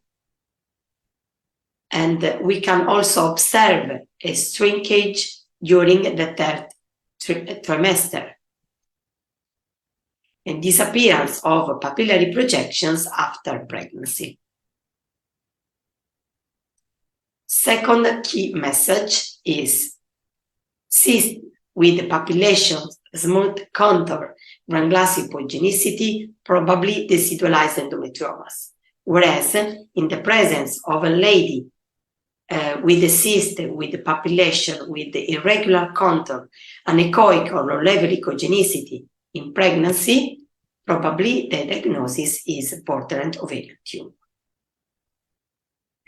I want to keep going with the other two clinical cases. The first is this one, 42 years old patient. She was asymptomatic and she was referred to our center at 14 weeks pregnancy because an ovarian cyst. This was the cyst at 14 weeks pregnancy, unilocular solid mass with one papillary projection, ground glass echogenicity, and the population was not vascularized. So the tumor increased in size and the population was larger and moderately vascularized at color Doppler examination. We counseled the lady, but the lady refused surgery. And so we scanned her again during pregnancy, and this was the cyst at 25 weeks. The mass increased in size, and there was more than one papillary projections, richly vascularized at color Doppler examination. This was the scan at 37 weeks, so we can observe a large unilocular solid cyst with multiple papillary projections. Final histology report was positive for clear cell ovarian carcinoma. So the patient underwent surgery with hysterectomy, right salpingo-oophorectomy, pelvic and para-aortic lymphadenectomy, omentectomy, and the biopsies. It was FIGO stage 1, adjuvant chemotherapy after surgery, and the patient is now free of the disease at 60 months from surgery. The last clinical case. This is a recent case, a 33-year-old lady with bilateral tumors. So at 6 weeks, I found a solid mass on the right side and a multilocular solid tumor on the left side. I scanned her again at 10 weeks. So again, solid tumor and a multilocular solid tumor on the left. Both were changed because both increased in size. At 12 weeks, this is the mass on the right side and this is on the left. So slightly increased in size. The patient underwent surgery. This is the macroscopy, and the final histology was low-grade serous carcinoma. So another key message is ultrasound morphological features of malignant ovarian masses detected during pregnancy are similar to those described in unpregnant patients. So in this retrospective study, we included 22 patients with malignant ovarian mass, and we found that borderline and invasive tumors detected during pregnancy had similar morphological features at ultrasound examination than those described in pregnant patients. Now, how to manage ovarian cyst during pregnancy? So in this paper, we reported data of 113 patients. 42% underwent a follow-up and 58% underwent surgery. And this is the distribution of histology: 29 benign, 20 borderline, and 16 invasive tumors. So this is our proposal. In the presence of a pregnant women with ovarian cyst and symptom, surgery at any gestational age, preferably after 12 weeks, is advised. What about asymptomatic patient? We can offer ultrasound follow-up or surgery, preferably between 12 and 18 weeks. In particular, in the presence of a unilocular tumor, the risk of having an invasive tumor is very unlikely, and the follow-up is advised.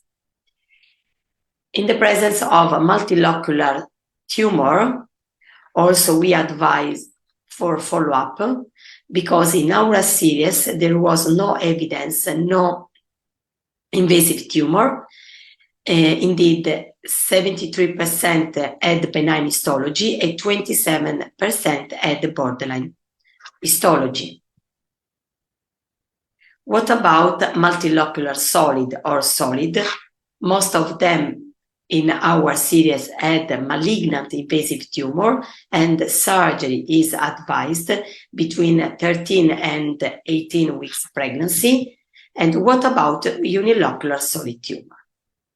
For a unilocular solid tumor, the counseling is advised, and in particular, we can discuss with the lady about the possibility of follow-up or surgery. So, in the presence of a lady with an endometrioma before pregnancy and then unilocular solid cyst at 12 weeks with the typical ultrasound features of decidualized endometrioma, our hypothesis should be decidualization, and we can offer a follow-up scan. And then we can observe at 13 weeks pregnancy the shrinkage of the cyst. In case of a lady without sign or we don't know if there is an endometrioma before pregnancy, but with a unilocular solid cyst at 12 weeks, so we cannot exclude a borderline ovarian tumor, and we have counseled the lady and decide for follow-up or surgery.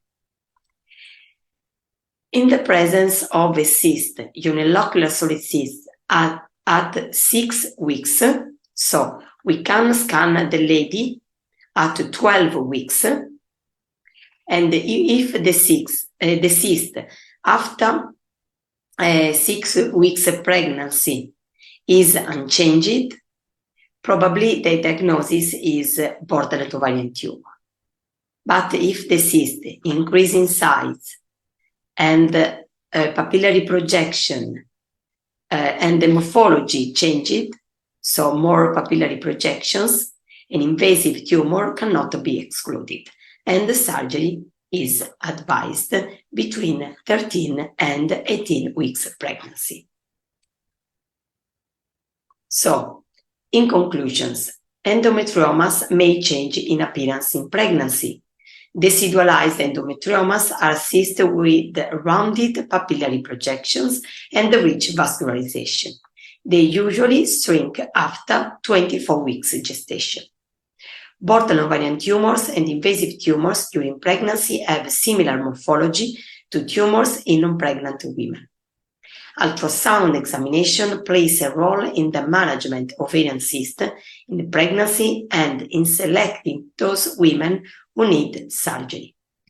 Finally, I want to conclude saying that there is an ongoing prospective study, the P-IOTA study, on adnexal masses in pregnancy. This is a multi-center study, and we hope to get important results. And thank you very much for your attention.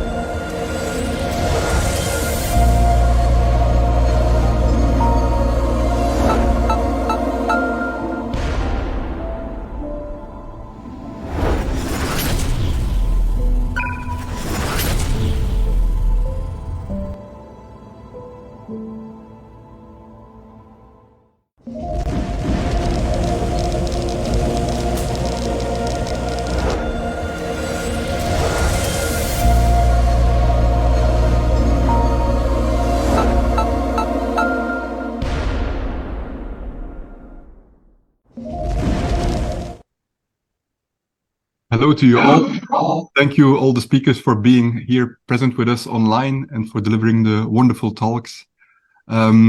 I would like to start with a question for Francesca. And in the meantime, I would like to ask the audience, of course, to post the questions in the chat. So you can, it's the right moment to ask your questions.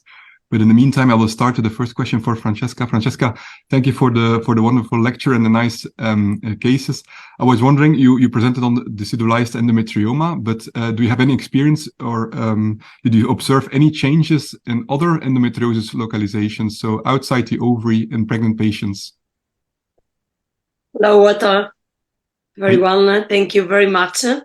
Yes, because we have not time to include the other clinical cases, but usually we observe also changes in the endometriotic nodules. And at the same timeline of ovarian masses of endometrioma. Usually we can observe like a sort of the nodule become vascularized after 12 weeks, and they increase in size during pregnancy as well. I can imagine in a patient that was not known to have endometriosis before, if you have this vascularized nodules appearing and seen for the first time, it's not really helping you to reassure you to do follow-up in these patients. Yeah, I agree. Can look suspicious then if it's in a bowel nodule, it will also tend to be vascularized and look like can be difficult to distinguish from a bowel tumor. Yeah, sometimes it's difficult. I scanned one lady yesterday, but she had a previous history of endometriosis. So, and the cyst was richly vascularized. And yesterday it was 19 weeks. And we scanned her before 12 weeks. And also there was in the bowel, the nodule infiltrating the bowel, it was richly vascularized. But the diagnosis was quite easy because she had a history of endometriosis and deep endometriosis before pregnancy. So when there is no signs of endometriosis, it can be difficult to distinguish between an endometriotic nodule and for example, localization of carcinomatosis in the bowels. It can be difficult. Thank you for your comment. And what about the number of papillations in a decidualized endometrioma? Do you always have several papillations, or do you sometimes have only one? Sometimes only one, sometimes like lots of population. And do you always have ground glass content in decidualization? Usually ground glass, but you have also low level or anechoic. Yeah. Thank you. Dirk, I'm not sure if you have questions. Congratulations with your lecture. In physiological cysts, the IOTA terms and definitions say this is not a lesion because it's some physiological, and of course it's not always easy to be certain about this. But if you're clearly seeing hemorrhagic corpus luteum cyst or a follicular cyst, this is not a lesion. But in the true lesions, according to IOTA terms and definitions, you can apply the benign descriptors. And what do you suggest as a follow-up in cases where you see a lesion with positive presence of benign descriptors? Do you say no follow-up is needed, or what type of follow-up would you recommend in general in your practice? I would say that for the lesions that we can describe using benign descriptors at asymptomatic moment, I wouldn't feel that a follow-up is necessary, but in dogs, so we can always take them back in 3-4 months just to be sure. So I mean, like if we can apply the benign descriptors, so they are almost always benign, but in case of our security, so please take them for follow-up. Okay. And also maybe depending on the symptoms of the patients, if they're asymptomatic. Of course, yeah. That's exactly they say asymptomatic, but it's symptomatic movements, so maybe we have to think if it's the lesion that is giving the symptoms, and then of course to individualize the management. Okay. And do you look at size? Because in many guidelines, size is something that's seen as very important, but do you agree with this? In size, definitely, yes. I think that if we have a lesion below 10 centimeters, we can normally we can be almost sure that we can scan for all the lesions. But when the lesion is larger than 10 centimeters, it might be difficult and or might be small population, so small subpopulations that might change the situation. Okay, thank you. Can I ask a question to Wouter about the UpNext model? To my knowledge, it's not very often tested in young patients. So first, you think UpNext will work in young patients as well? And more generally speaking, what cutoff would you propose for using UpNext to distinguish between benign and malignant? Thank you, Dirk. For the first question, so it's the purpose of the MyIOTA study to do the validation of UpNext and the two-step strategy in the young patients. So then we will be sure that we can answer the question if it works. On the other hand, UpNext was developed on thousands of patients, and also in that population there were many patients that had non-epithelial tumors. So there will be a difference in the population. In older patients or adult patients, you will have more epithelial tumors, while in minors you will have also more non-epithelial tumors, but they were already in the development of UpNext. So there will be a shift, I think, in the proportion of the non-epithelial tumors, but I think we can expect that it will work, because the features of the masses, they were already somehow there, but not in that proportion. But maybe one of the findings will be that we need to adjust UpNext a little bit for that population, and maybe the weight of the features that is taken into account will be different, or we will have to include other markers, as we have seen that some markers are very typical for some types of non-epithelial tumors, like LDH, inhibin. So maybe we will need to have a version of UpNext, perhaps to be more performant in distinguishing this specific subtypes of tumors in minor patients. So that would be my answer on the UpNext in minors. On the cutoff for malignancy, I think we always said that we can adjust the cutoff for malignancy, and we can adjust the sensitivity and specificity, and you cannot have 100% of sensitivity and specificity. So if you have an increased sensitivity, your specificity will drop. But we have seen that if you use a cutoff of about 10%, that you have a quite good balance in sensitivity and specificity. So 10% is promoted to be an ideal cutoff to indicate an increased risk of malignancy, and also to at least discuss this patient with a gynae-oncologist for further management. Okay. And some people might argue in young patients, you have to do transabdominal scan. So this might be less sensitive for color Doppler. Does this pose a problem? Yeah, but on the other hand, UpNext does not take into account color, so that would not make a difference for UpNext. But you're right that especially Doppler will be different in transabdominal scan than in transvaginal scan, but the morphology of the mass and the dimensions, number of papillations, those things will not be different in transvaginal or transabdominal scanning. So for UpNext and the two-step strategy, I don't expect issues with the color Doppler, because there is no color Doppler inside. Can I ask a question to Professor Franchi? Yeah, here I am. Good morning. Good morning. I was wondering if you have a patient with mucinous cystadenoma. Sometimes they grow quick and it fills the whole abdominal cavity. So it's often a large cyst, and it can also be, if it's a mucinous cystadenoma, also very multilocular. And I was just wondering if you have the honeycomb nodule, you can say it's very specific and it's very suspicious. But what if you have a multilocular, very large cyst with low level content?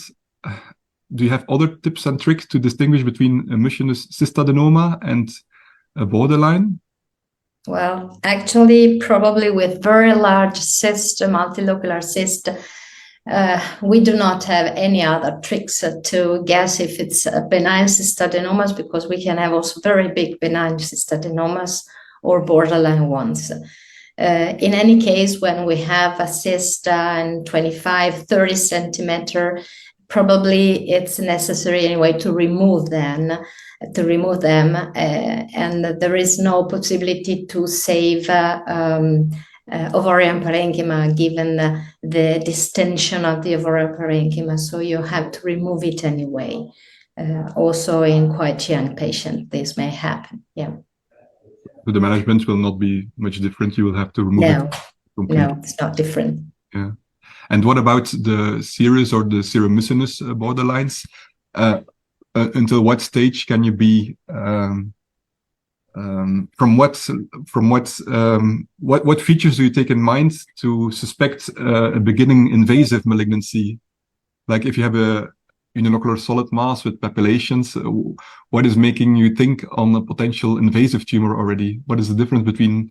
Well, you know that sometimes it may happen that the evolution of a borderline is toward a low-grade invasive serous ovarian cancer. And the possibility to distinguish them is the appearance of very small hyperechoic foci within the population or on the capsula or tissue over the ovarian mass, always with those hyperechoic foci, which is really very frequent in low-grade invasive ovarian cancer, and they are more often associated to pelvic or peritoneal localization with the same aspect. Sometimes there is also carcinomatosis, which is typically hyperechoic in low-grade ovarian cancers, and instead in borderline ovarian tumors, it's very rare to have this kind of features, and usually it's not possible to see clearly pelvic carcinomatosis. It's very rare because in case of implants, usually they are very, very small in borderline tumors. And if you have recurrences of those borderline tumors, do they look the same as the primary tumors? Or yeah, they have the main aspect. Serous borderline tumors or seromucinous borderline tumors, in case of recurrence, display the same features as the primary tumor. It's very rare to have a mucinous borderline tumors recurrence because usually we perform an annexectomy, and the contralateral recurrence is really very rare. Very, very rare, but in case of serous or seromucinous, we can have recurrences, and they display the same aspect. Usually they appear, given that we follow them up very often, and they can appear as very small unilocular solid lesion with papillation growing slowly during follow-up time. Thank you. Thank you. Okay. There's also questions about the use of C125 in adnex. I think it's very important to stress that C125 is optional, so you don't need to have it. And we would suggest that to distinguish between benign and malignant tumors, C125 is not needed. You can use it, but as we've seen in the presentations by Wouter and by others, C125 can have false positive results in fibromas, in endometriomas. So if you have the benign descriptors present, then you don't need C125 on top of this. And also to distinguish between benign and malignant, C125 will not increase the performance of adnex. But as soon as you reach the 10% threshold of potentially a malignant tumor, then C125 becomes very helpful for the second step. So to distinguish between different types of malignant tumors, because C125 will help you to distinguish between borderline and primary invasive, between primary invasive stage 1 and stage 2 to 4, and between invasive cancers and metastatic tumors, because usually in metastatic tumors, it's lower. Also in borderline tumors, C125 will be lower. And in advanced cancers, of course, it will be much higher. And C125, as we know, is also more useful in postmenopausal women, because in premenopausal patients, and in young patients, C125 very often is low because these are borderline tumors. And in postmenopausal patients, you have more invasive cancers.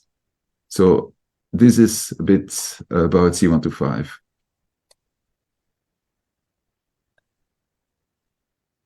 Francesca, can I ask you another question on the decidualization? Sure. Do you know from what week to what week of pregnancy decidualization will normally happen, and from what time in pregnancy you cannot expect it to develop? Because you say it will start to shrink at the end of the pregnancy, the endometrioma. But do you know until what week of pregnancy you will see the papillations appearing? Yeah, I think around 10 or 12 weeks and until 24 weeks. And usually I observe like a shrinkage. So the cyst decrease in size, less vascularized after 24, 30 weeks. Okay, but the papillations, they stay until... Stay until the end of pregnancy. So the size reduces at the end of the pregnancy, but the papillations will only go away... After pregnancy. Okay. Yes, this is our experience. Thank you. Francesca, may I ask you? Yeah, sure. How fast after pregnancy would population disappear? When would you expect them to disappear? In our experience, usually we scan the lady within 1 month, 1 2 months. So in 1 month it should be gone? Yeah, should be. Sometimes, in some cases, I observe like the disappearance of the population at the end of a pregnancy. It depends. At the end or after pregnancy. Okay.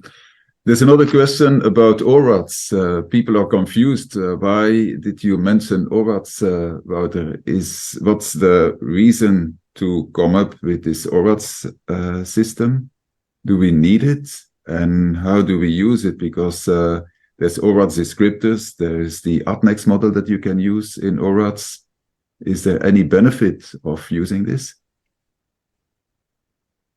ORADs is actually the combination of doing the risk calculation or the risk estimation, and then the stratification into the risk groups, and then to have a proposed management. So it's a step towards some guidelines that have also been suggested to have like a backbone to be used in your institution to know what to do with the risks. Because if you calculate, if you do two-step strategy and you calculate the next risk, sometimes it will be not so easy to know what to do with a particular risk. But if you know that the patient will belong in a certain ORADs class, it's easier to have a suggestion on what to do with the patient.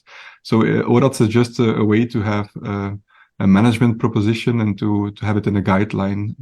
And indeed, as you say, there are several ways to use ORADs. So you have the descriptors, as have been suggested by the American College of Radiologists, because they tend to have radiologists in the United States. They tend to have a preference to use descriptors, and they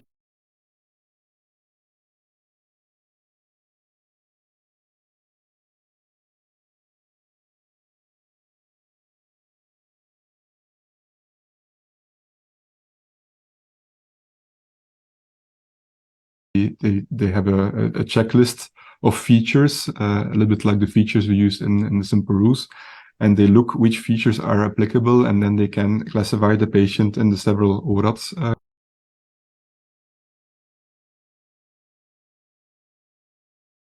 classes. But it's quite some work to apply all of the features and quite complicated to do that.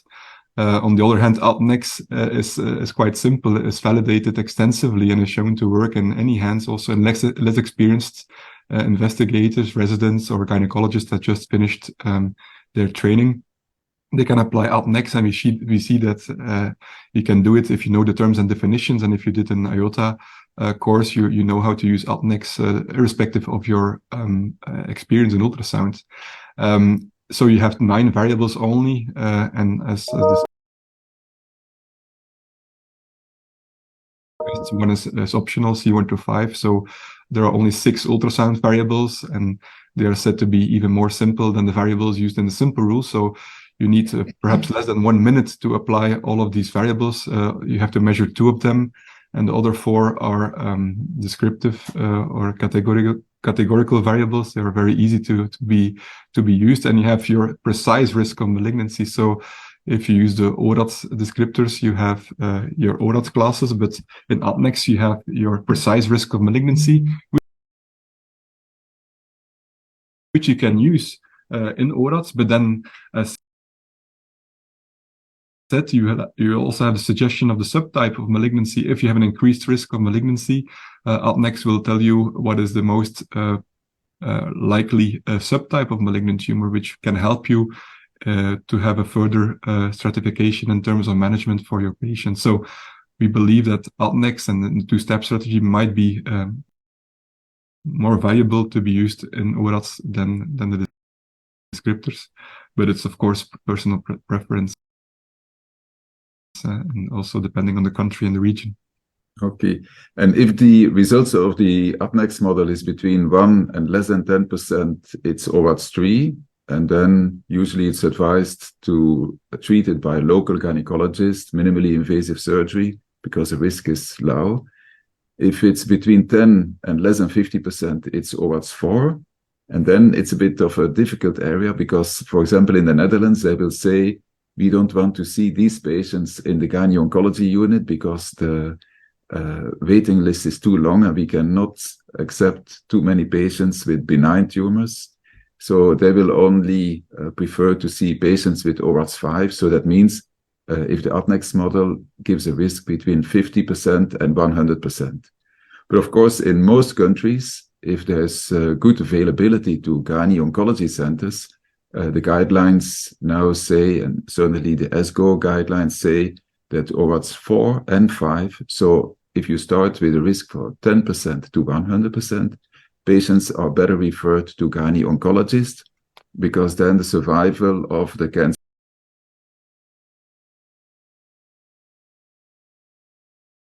will be better. And of course, there will be some false positive results, so benign tumors that then are treated in the oncology center.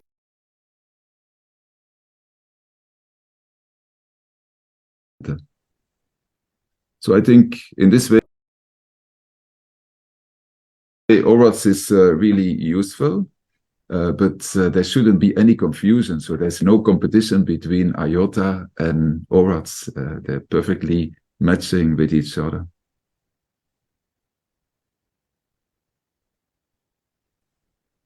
Any more questions from the audience? So I would like to remind the participants, if you have questions, please do put them in the chat, and then we will try to cover all the questions that you have. And today, as we said, is really focused on gynae ultrasound. Tomorrow it will be obstetrics and fetal medicine. I think this first session was very interesting, excellent speakers. It was really instructive to know what to do in tumors, in pregnancy, in young patients, in adults. And I think there's been a lot of information, and I hope this will be useful for you and for your practice. So I would like to finish with thanking all the speakers to this session and my co-chair, Professor Voigtman. And I wish you a very nice continuation of the session. Thank you. Thank you. Thank you.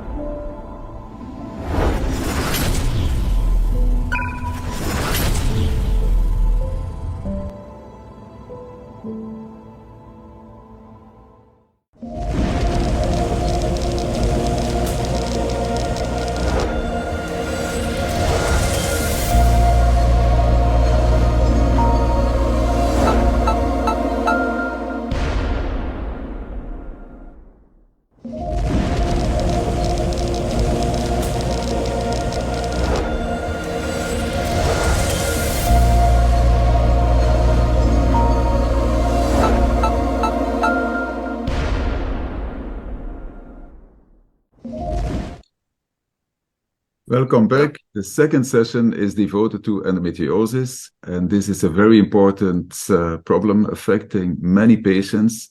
It causes a lot of suffering, a lot of absence from work and interference with relationships.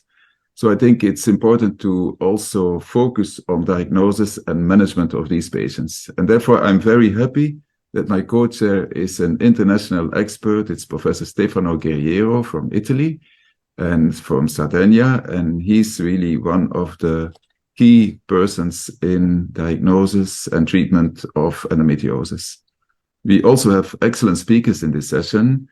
First of all, Professor Lil Valentin from Lund, Malmö in Sweden, then Professor Igal Wolman from Israel, then of course Professor Stefano Guerriero, and then I will give a concluding lecture on sonographic examination of endometriomas.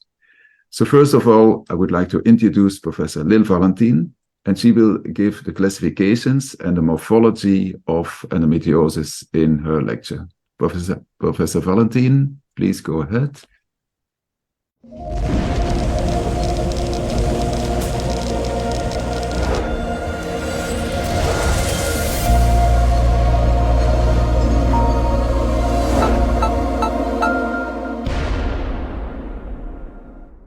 So the organizers have asked me to give a lecture describing different classification systems of endometriosis, but to spend almost all of my time in this lecture on describing the varied ultrasound appearance of endometriomas.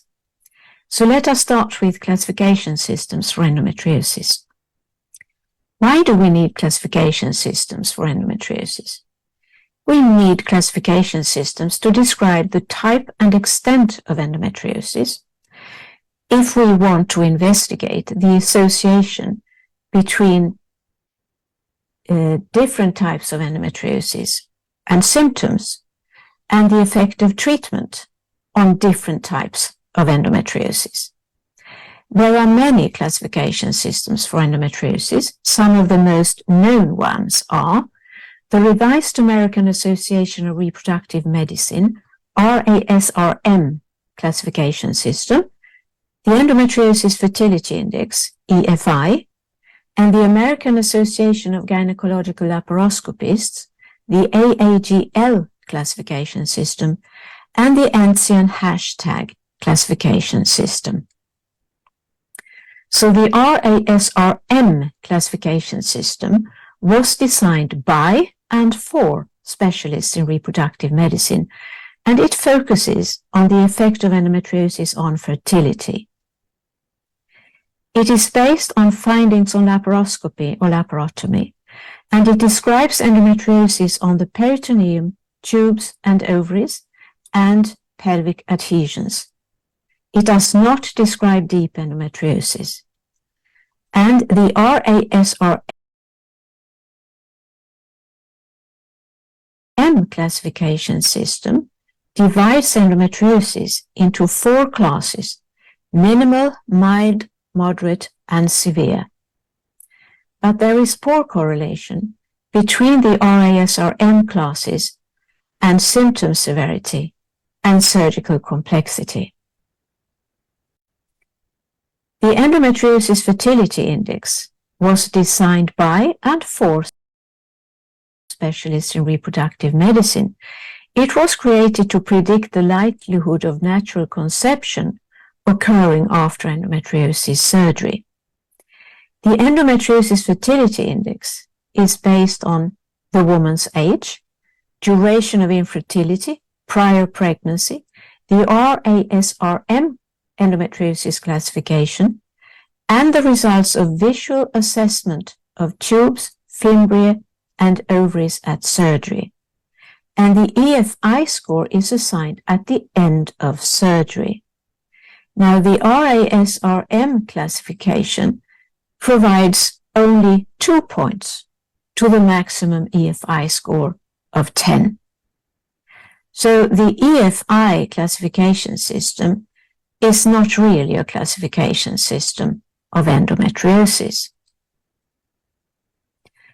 The American Association of Gynecological Laparoscopists, AAGL classification system, was designed by and for surgeons. The AAGL classification system divides endometriosis into 4 stages based on surgical findings. And these 4 stages depend on surgical complexity. In the only validation study of the AAGL classification system published so far, the AAGL classification system correlated with surgical complexity, dysmenorrhea, dyspareunia, dyschezia, total pain score, and infertility. The most comprehensive classification system is the ancient hashtag classification system. It describes the location and extent of all types of endometriosis, also deep endometriosis, and it includes all possible locations of endometriosis.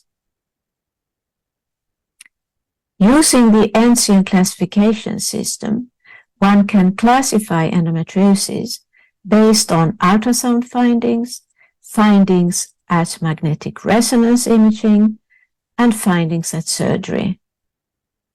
And several validation studies have shown that the ancient classification system correlates with the severity of pain symptoms and surgical complexity. However, there is not yet any published study that has described the association between the ancient classification system and infertility. Now to the most important part of my lecture, the varied ultrasound appearance of endometriomas. These are typical ultrasound images of endometrioma. We have a thick-walled cyst with 1 cyst locule containing homogeneously echogenic material corresponding to the chocolate sauce-like contents of endometriomas. Using ultrasound language, this typical echogenicity of endometriomas is called ground glass echogenicity. In the IOTA studies, 51% of 713 histologically confirmed endometriomas had this typical appearance. Another typical ultrasound finding in an endometrioma is the presence of protrusions from the cyst wall into the cyst cavity, and these are called wall nodularities. These protrusions probably consist of blood clots of fibrin, and they must not be confused with papillary projections, which are protrusions of solid tissue into the cyst cavity and which are a sign of malignancy. Not all endometriomas are typical, and I will now describe the atypical ultrasound appearance of endometriomas. Sometimes it is the cyst contents that are atypical, and you see one example here. These cyst contents contain bright white spots, and the cyst fluid in endometriomas usually does not contain bright white spots. And I can tell you that only 1 out of 3 very well-known experts in gynecological ultrasound suggested a correct diagnosis of endometrioma based on these 2 ultrasound images. One suggested that this could be a cystadenoma, and another one that it could be a dermoid cyst, probably because of the bright white spots, which are commonly seen in dermoid cysts. But the correct diagnosis was endometrioma. These are other ultrasound images of atypical endometriomas. Here we have a cyst filled with densely packed hyperechogenic pixels. The ultrasound examiner was uncertain about the diagnosis, but suggested that it might be a dermoid cyst. But it was an endometrioma. And here is an endometrioma containing completely anechoic cyst contents. Of course, the ultrasound examiner did not suggest a diagnosis of endometrioma here, but a diagnosis of simple cyst. But the correct diagnosis was endometrioma. Some endometriomas contain fluid levels, and if they do, the hyperechogenic cyst contents are located inferiorly in the cyst because it consists of blood that has settled at the bottom of the cyst like a sediment. Fluid levels can also be found in dermoid cysts, but in dermoid cysts, the hyperechogenic cyst contents are located superiorly on the cyst because the hyperechogenic cyst contents consists of fat on top of other cyst contents. But I repeat, in endometriomas with fluid levels, the hyperechogenic cyst contents is located inferiorly in the cyst. Some atypical endometriomas contain retracted blood clots, and you can see 3 examples here. Not all endometriomas are unilocular cysts. Some are bilocular or multilocular. But it is rare for an endometrioma to contain more than 4 cyst locules. This endometrioma, however, contains 1, 2, 3, 4, 5, 6, maybe even 7 cyst locules. Some atypical endometriomas are completely calcified, and you can see one example here. We can see normal ovarian tissue, and superficially in the ovary there is a calcified lesion. It is impossible to see what is behind the calcified shell, and the ultrasound examiner suggested that perhaps this could be a calcified fibroma, but it turned out to be a completely calcified endometrioma, and at surgery it looked like a completely calcified white ping-pong ball. Some endometriomas are completely atypical. This is a 15 centimeter cyst. To my eyes, the cyst contents looks like fresh blood. And I can tell you that none of 3 well-known experts in gynecological ultrasound suggested the correct diagnosis based on these 3 ultrasound images. 2 suggested a diagnosis of cystadenoma, and 1 a diagnosis of cystadenocarcinoma, but it was an endometrioma. During pregnancy, endometriomas may become decidualized and develop large vascularized papillary projections.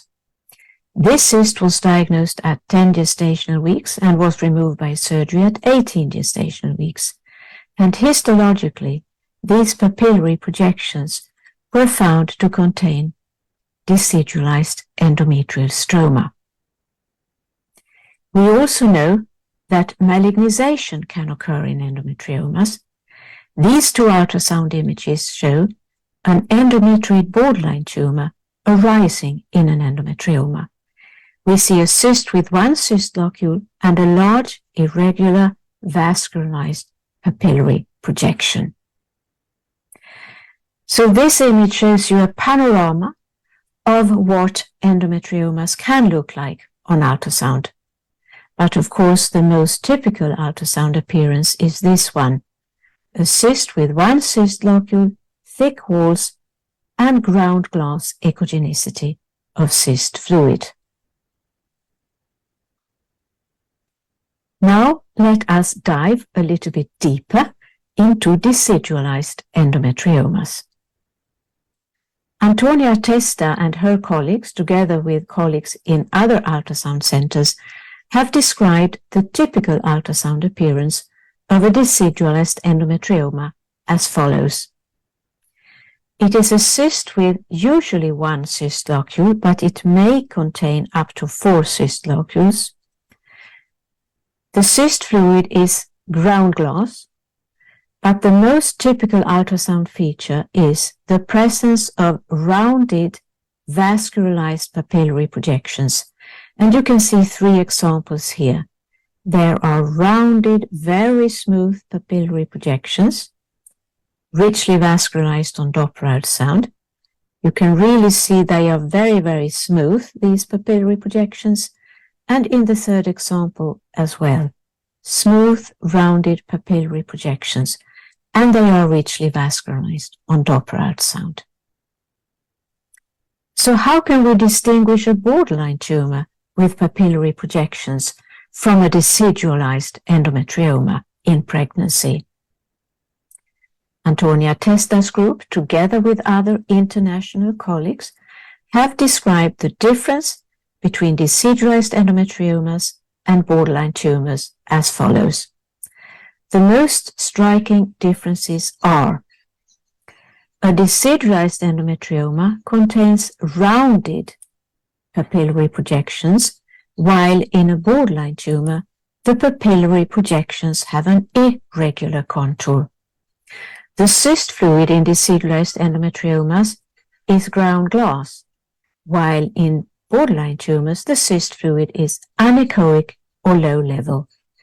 And decidualized endometriomas are more richly vascularized on color Doppler than borderline tumors. Antonia Testa and her colleagues have reported anecdotally that in their experience, there seems to be a difference in behavior during pregnancy between decidualized endometriomas and borderline tumors. And their personal impressions have been confirmed in a publication by Filippi and co-workers.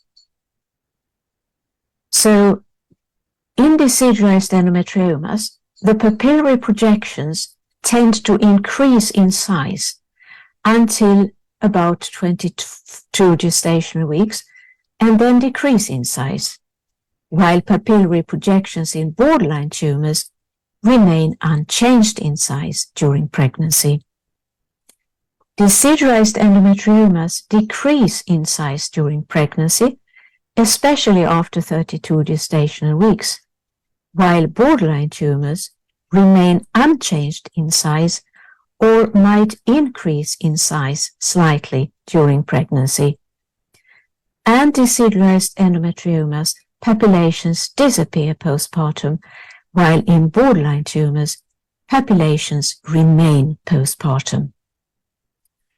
I will now show you a case of my own illustrating the change of decidualized endometriomas during pregnancy. So this is an incidentally detected adnexal mass in pregnancy. It was detected at 18 gestational weeks at a routine ultrasound examination. It was 8 centimeters in size, and you can see that it is a unilocular cyst with a papillary projection. The scanning midwife referred the patient to a scan by a doctor.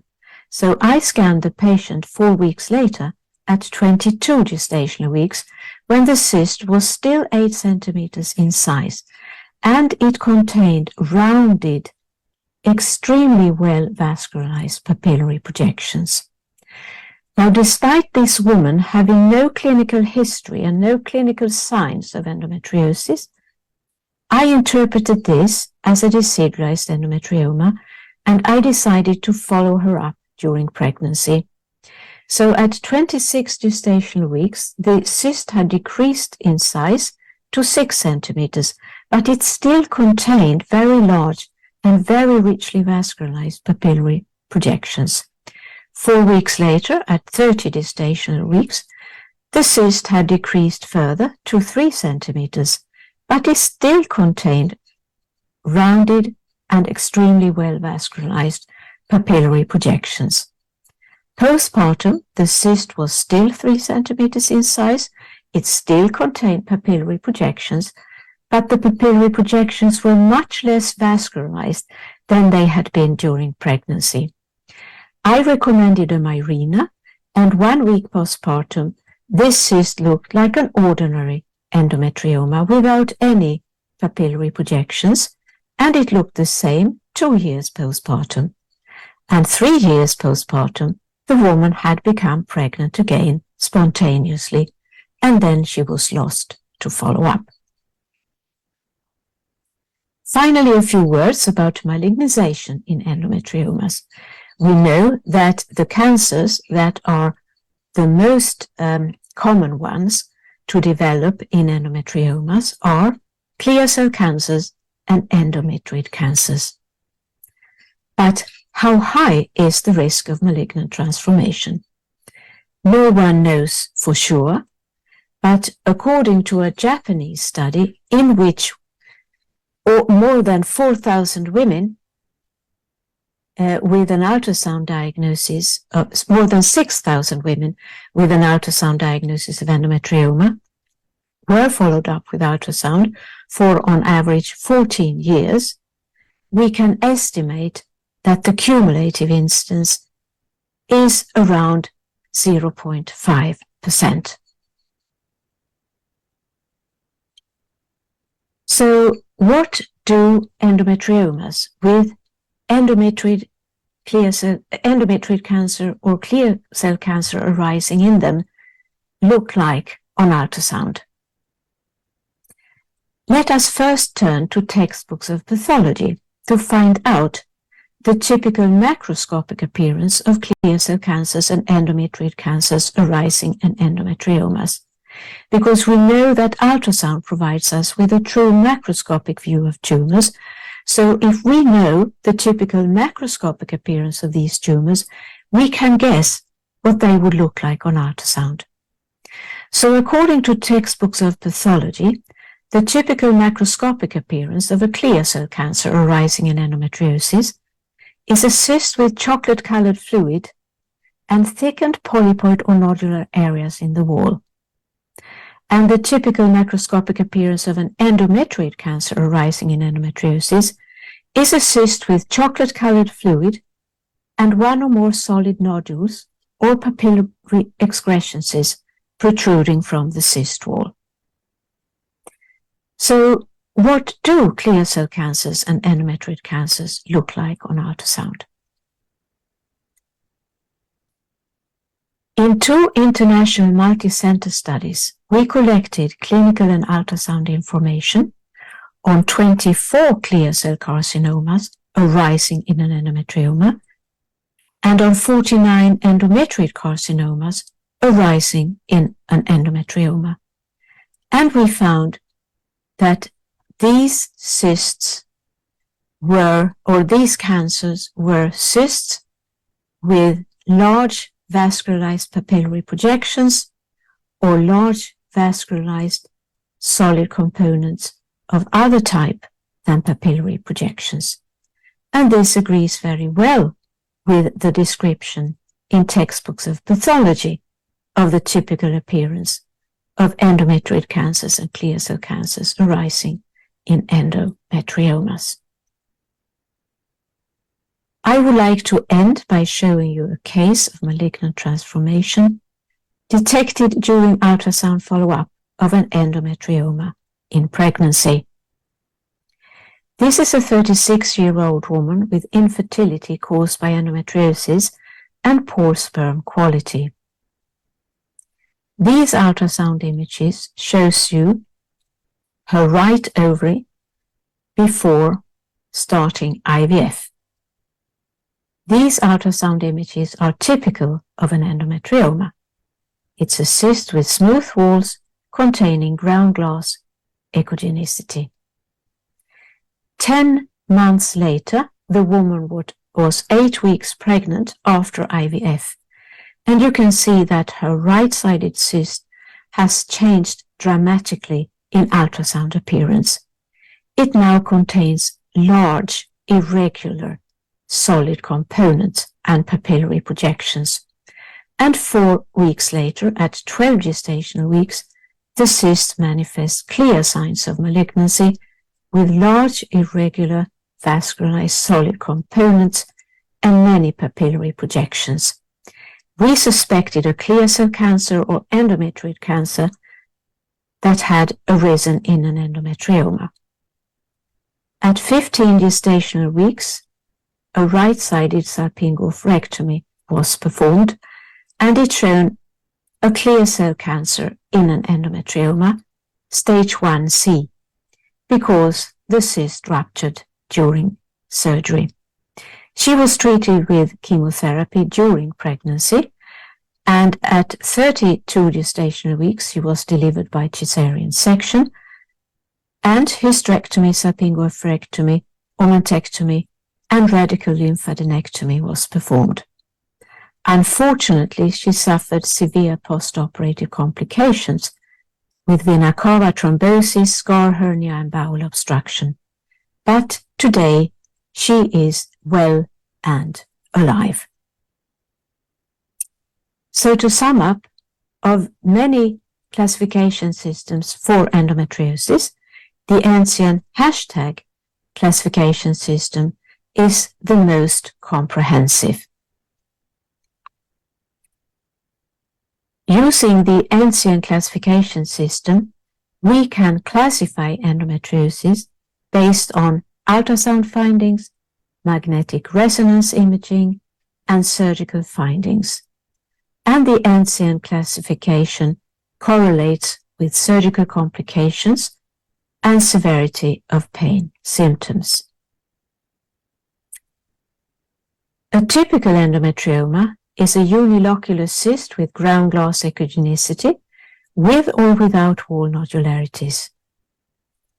Atypical endometriomas may contain cyst fluid that is not ground glass.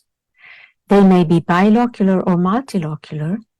They may contain retracted blood clots. They may be completely calcified. They may be completely atypical.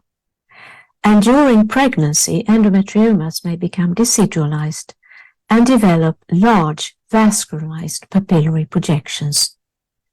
And malignant transformation can occur in endometriomas. And if malignant transformation occurs, irregular vascularized papillary projections and solid components will develop. And I finish by showing you a panorama of what endometriomas may look like on ultrasound. Thank you very much for having listened to me. I'm now ready to take questions.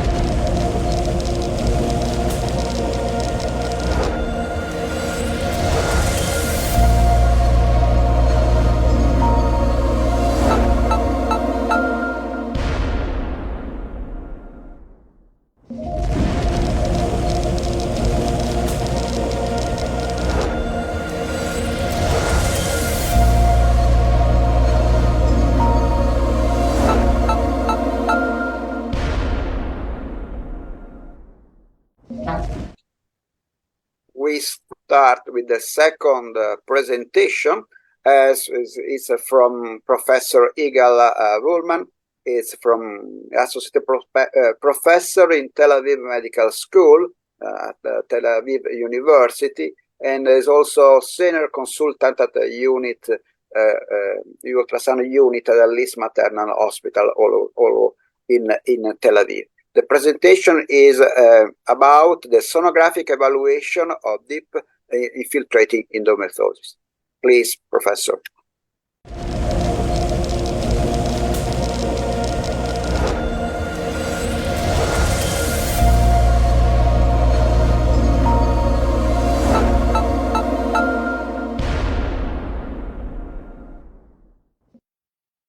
Okay, so first of all, thank you very much for having invited me to give this lecture, which is close to my heart. And I will be talking about deep infiltrating endometriosis, which is also called DIE. So, as you know, deep infiltrating endometriosis is defined as the presence of endometrial implants, fibrosis, and muscular hyperplasia penetrating more than 5 millimeters into the peritoneum. It occurs in 15 to 30% of patients with endometriosis, and it may involve the uterosacral ligaments, the pouch of Douglas, the rectosigmoid colon, the rectovaginal space, vagina, and bladder and ureters. So when we talk about the sonographic evaluation, we go step by step. We examine the uterus, and by a bimanual examination, we examine the mobility of the uterus. We examine the ovaries and their mobility. We examine the bladder and the ureters. We examine the pouch of Douglas, sacrouterine ligaments, the vagina and rectovaginal septum, the bowel, rectum, and rectosigmoid. So this is a normal examination, and you can see an anteverted uterus because I hold the probe on opposite to what most people do. And you can see that by pushing transabdominally, I can see the sliding effect of everything around the uterus, which means there are no adhesions at all. You can see that the uterus is totally free, and from the anterior part to the posterior compartment, the fundal part, everything is sliding and is free.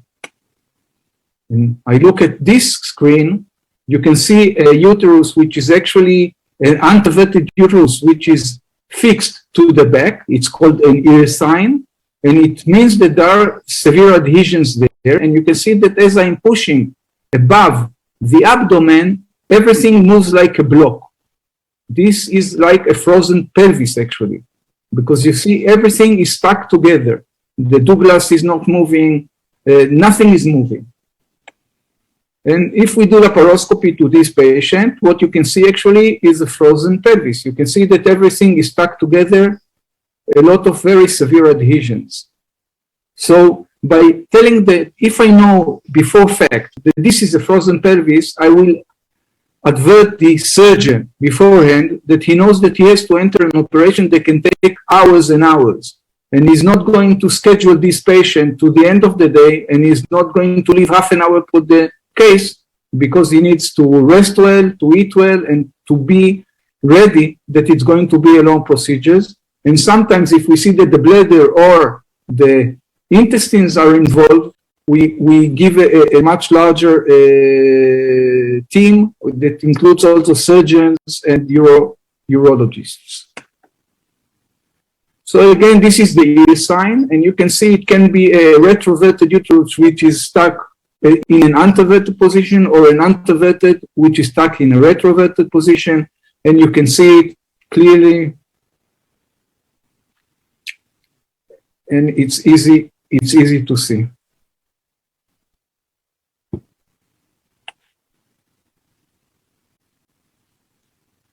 Now, if we talk about sliding between the posterior vagina and the bowel, as you remember, I showed you can do it. In an anteverted uterus, you do it by pushing the probe deeper in the posterior pouch.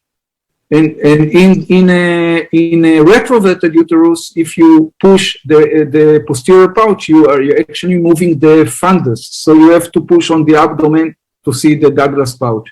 Again, as you can see, this is a uterus which is totally free. And in this case, instead of having a Douglas pouch, you can see that all this point is actually moving with as a block. So this is an obliterated Douglas pouch. Now we talk about the sacrouterine ligaments, and my way of seeing them is I go to the axial plane and I just look for the point where they connect on the cervix, and you can see very smooth looking sacral ligament, sacrouterine ligament, and you can always compare the two sides whether one is more thick or not. And you can see here a lesion, okay? And you go here, and again, you can see a lesion here, and you can see a lesion here, and you can see lesions in the sacrouterine ligament. Now we are not really aware of the vaginal wall. The vaginal wall is actually here. this is the probe. So the point which is closest to the probe is the vaginal ligament and the vaginal wall, sorry. So we look at the vaginal wall, and it has to be this very thin layer, okay? But sometimes you can see that there are lesions. Can you see it? It's a small lesion here, and you can see a lesion here, and you can see them by laparoscopy, and you can see them. I'm not going to talk about the ovaries because Professor Guerrero is going to speak about it just after me. I'm just going to tell you that the most common finding related to the endometriosis found in the ovary is an endometrioma, and it can have different presentations. And this is, of course, the classical shape in which you have ground glass appearance, and it can have wall nodularity. And this is an old endometrioma, but I'm not going to talk about it. I'm just going to show you something else, because always the patients come in from outpatient clinics and they come with the diagnosis of endometrioma. But you always have to bear in mind that it can be always something else. So, you know that we said that a typical endometrioma is unilocular ground glass appearance with or without wall nodularity. But it can be or multilocular, not ground glass, retracted blood clots, calcification, etc. But what you have to bear in mind that up to 0.5% of these patients who are in their fertility years may have malignancy. And we don't really want to miss malignancy in any patient, but especially in a very young patient. So I show you this case. This girl was sent to us with the diagnosis of endometrioma, and you can see that it's a very strange looking endometrioma. And once you put the color on, you can see that there is blood flow. So if there is blood flow, it cannot be, it has to be something else. And then when you enlarge it, you can see that there are populations. And if you put the color again, you can see that you have blood flow. And actually, this was a stage 1 ovarian carcinoma. This girl was sent to us as a bilocular endometrioma. But when you scan the pelvis, you can see the left ovary very clear, and you can see the right ovary very clear. So if it's not the ovary, not left or right, it has to be something else. And in this case, it was the pyosalpines that mimicked endometrioma. This is a case in which was sent to us as a endometrioma, but actually it was a mucinous cyst in a young girl. And this case was sent to us as an endometrioma, but if you scan this lesion, you can see that it's actually a dermoid cyst.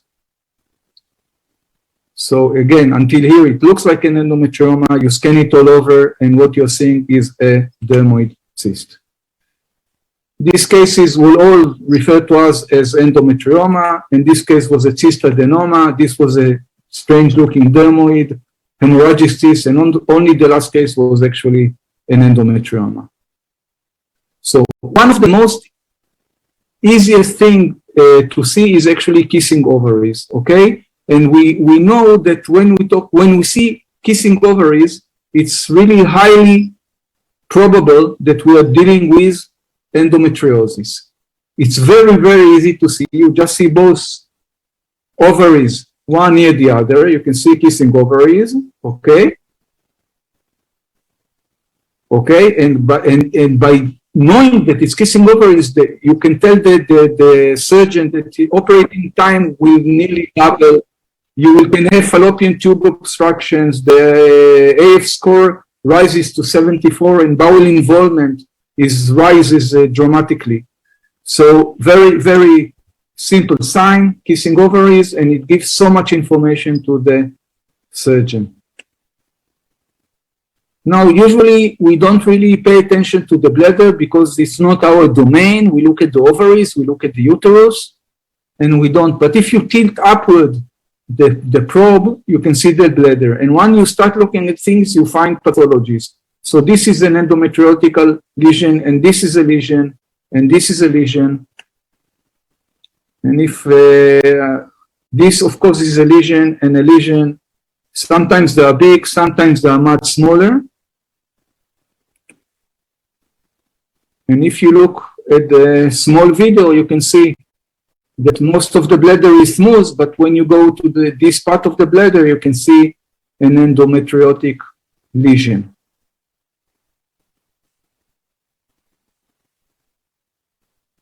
So very easy, you just tilt up. By the way, here you can start seeing the ureter, but I'll talk the ureters later on. Now, this was a case of a young patient that was repeatedly sent to repeated urine cultures because she always complained about urgency and frequency. She used to run 12, 20 times a day to the bathroom, and she underwent a whole evaluation, including MRI. And MRI said that she has a thick wall of the bladder. She underwent also cystoscopy, and she was referred to us for evaluation. And this is what we saw. We saw this round lesion in the base of the bladder. And we thought that it was an endometriotic lesion, so she underwent laparoscopy. And here you can see both ureter catheters, and the bladder is open. And you can see this lesion, which is being excised, okay? And all the rest was fine. She didn't have any other lesions in the pelvis, and this lesion was extracted and sent to pathology, and indeed it was deep infiltrating endometriosis. It was an endometriotic lesion.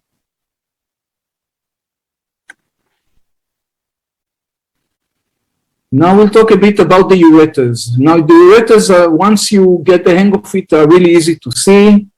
You can see one here, you can see the movements of the urine in the ureter. And you go to the other side and you can see the other ureter. And of course, this is the uterine artery on both sides. Remember, for your medical school days, the bridge is always over the water, or the water are always under the bridge. So it's a landmark and it's very easy to see. And I really examine it in every examination. As with everything else in our profession, when you start looking, you start seeing things. So also, if you go to the ovary, you can see the ureter just along the hypogastric vessels, and between them and the ovary, you can see the ureter. Now, this was a young girl that was referred to us for evaluation. She had repeated urinary infections, and I start doing the examination, and of course, immediately you can see the ureter is a bit enlarged. This is the ovary, and you can see the ureter, which is about strange looking, and you look about it a bit closely, and you can see that she has a double ureter. Actually, she has a double collecting system. One is more wide than the other, and this was how we discovered that she has a double collecting system. Again, you can see with the lesion of endometriosis, you saw the lesion there, and you can see that the whole ureter is widened. You can see the valves, and it's widened up to nearly the bladder. And once the implant was removed, everything came back to normal. You can see a lesion which is pressing the ureter. And this was also a young patient that came in. You can see the lesion again near the ureter, and you can see that she has level 1 hydronephrosis in the kidney. Now, another case from just like 3 months ago is a girl that came in just for evaluation, and I looked at the ureter, and you can see exactly that this is the point where somebody pushes the ureter, and you see normal size here, but very wide on this side. So, of course, we went up to look at the kidneys, and totally healthy without any complaints whatsoever. And you can see that the kidney is totally ruined. It's like severe type 4 hydronephrosis. And eventually she underwent a nephrectomy, and by laparoscopy, you could see exactly in the same spot, you can see the ureter before and after the dilatation. And as you can see, we could see it also by the ultrasound, and also tell the surgeon exactly how far from the bladder the lesion is, which makes it easier for him to know where to look for it. Now, the last part of my talk will talk about the bowel.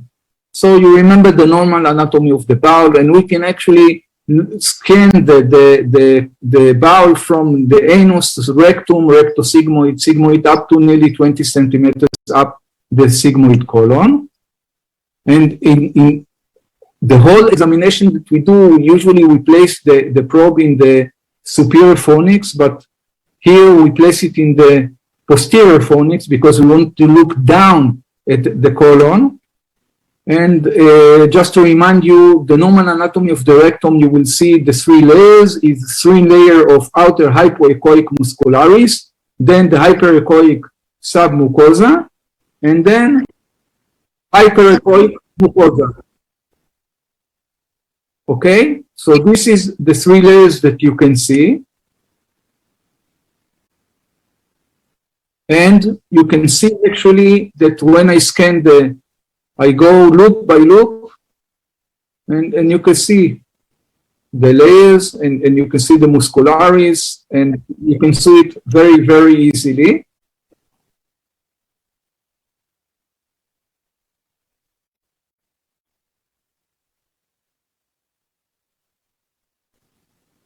I think, Tatiana, you should close the microphone.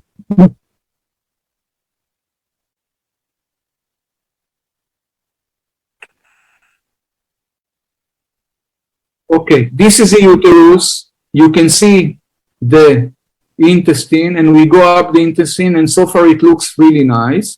But then you can see this, something is pulling the serosa, and actually you see a very large, and you can see a very large lesion just here. Okay, and this is an endometriosis, deep infiltrating endometriosis. Again, we go loop by loop, and here you can see that there is a lesion. And you can see like a sleeve, the pulling of the meso of the intestine. So once your eyes get used to seeing this sleeve-like appearance, you don't, and of course, if you see one lesion, you keep looking, and sure enough, you'll see some more lesions. In most cases, there will be more than one. And again, you can see a huge lesion. This, by the way, is a girl that she complained of terrible pain, and eventually she was prescribed antipsychotic drugs because she was told that she doesn't have any problem and she's hallucinating, and what she had was you can see that it actually bowel involvement with infiltration of the bowel, and she had to undergo, actually we had to cut away a piece of the intestine because it was impossible to remove it.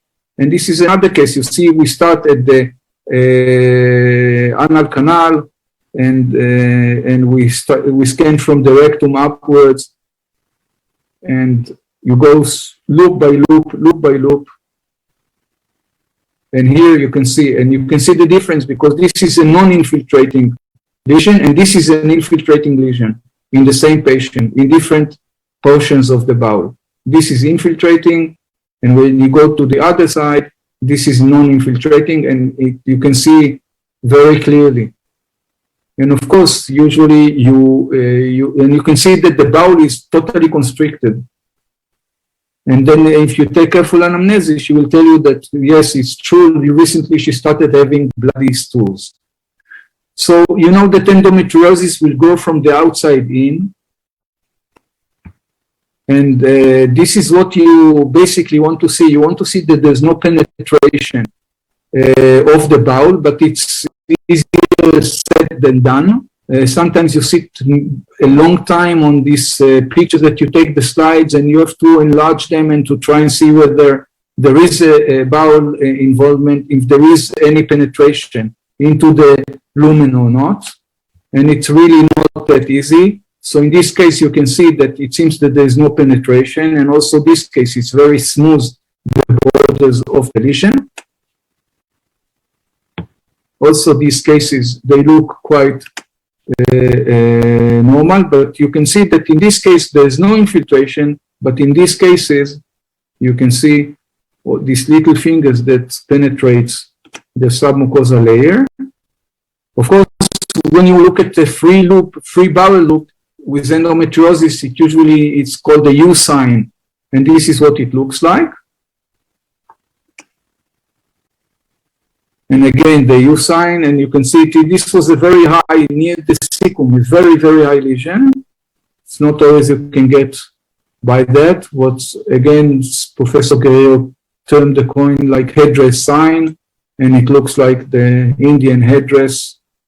And the minute that you get your eyes used to the fact that you have this sleeve sensation or the pulling of the meso, you look what pulls it and you will find the lesion. So there is abundant amount of literature which pertains to deep infiltrating endometriosis and to compare them between MRI or in other terms to see what is the best mode to diagnose deep infiltrating endometriosis. So again, a work by Professor Guerrero from 2016, and he took 19 studies. The ultrasound sensitivity and specificity for detecting the disease was 91 and 98 respectively, and was a 38 positive likelihood ratio and 0.09 negative likelihood ratio, very impressive. We take the word of Udelist, and we can see that actually he concluded that TVS with or without the use of prior bowel preparation is an accurate test for non-invasive pre-surgical detection of deep infiltrating endometriosis. And also he actually showed us that the specific sensitivity was 98, 91, 98 sensitivity, and again 30 likelihood ratio compared to 0.09. Very impressive. And he will say again what I told you. And I don't do a preparation of the bowel. And as for I prefer the patient to come with a full bladder, or at least half full bladder, because I scan very rapidly, and you want to see the bladder very good. But in some units in which they scan much slower than that, it doesn't really matter, because by the time they end the examination, the bladder is getting full enough to be able to see exactly the bladder walls.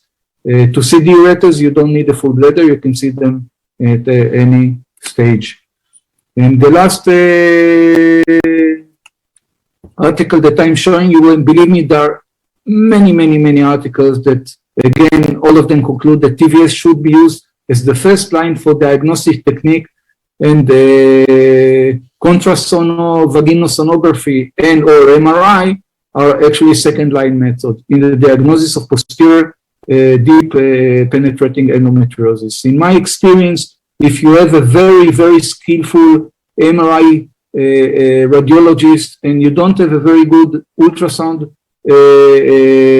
specialist, you will use the MRI. And if you have a very skillful ultrasonographist, actually you will not need the aid of MRI. But always you can use both of them in very complicated cases. Now, in my opinion, there are three main keys to the diagnosis, okay? And the first one is to think endometriosis, and the second one is actually to think endometriosis, and the third one is to think endometriosis. And once you have that in mind, you will do the scan very methodically, and you will find the lesions. You do a dynamic and interactive examination. Sometimes if you move the probe and there is tenderness, so you start to look at the place where the patient feels the pain, you will find something. You go step by step with a didactic ultrasonographic examination. And I always do both the manual examination and ultrasonographic examination. Sometimes you will feel some lesions on the sacrouterine ligaments, so you will go on and find them by the ultrasound.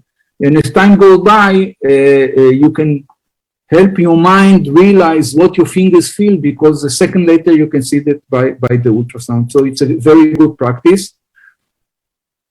we believe the transvaginal ultrasound is an accurate tool for the evaluation and diagnosis of deep infiltrating endometriosis. We have to remember that superficial endometriosis cannot be shown by transvaginal sonography.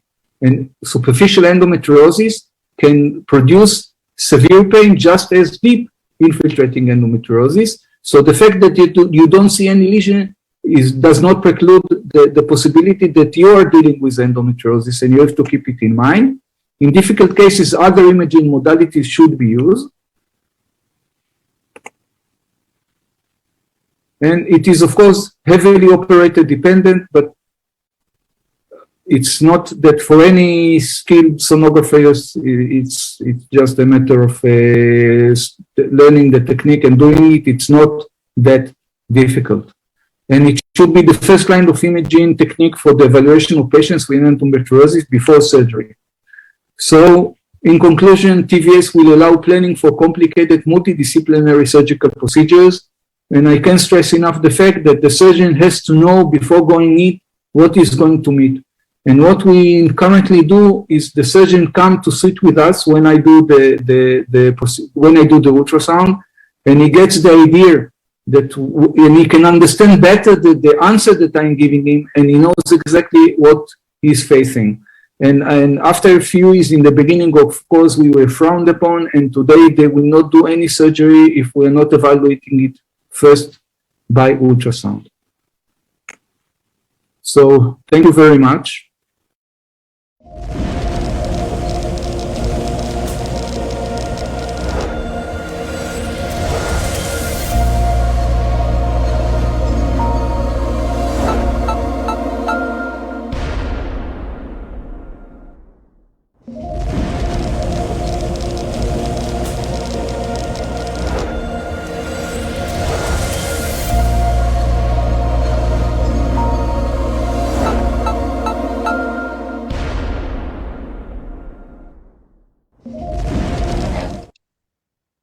Thank you very much, Professor Bowman. Very nice presentation.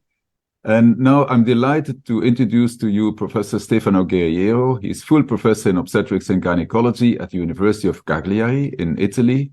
And he's also author of many papers. He's involved in the IOTA group, in the AITA group, in the MUSA group, and he's in the steering committee of the IDEA group. And IDEA is International Deep Endometriosis Analysis Group. So we will hear further from this. Above all, he's editor of the White Journal, so Ultrasound in Obstetrics and Gynecology, and he has been involved in many congresses all over the world. So, Professor Guerriero, thank you for coming and joining me as co-chair, and please, can you give your presentation on the ultrasound evaluation of tubal and ovarian endometriosis?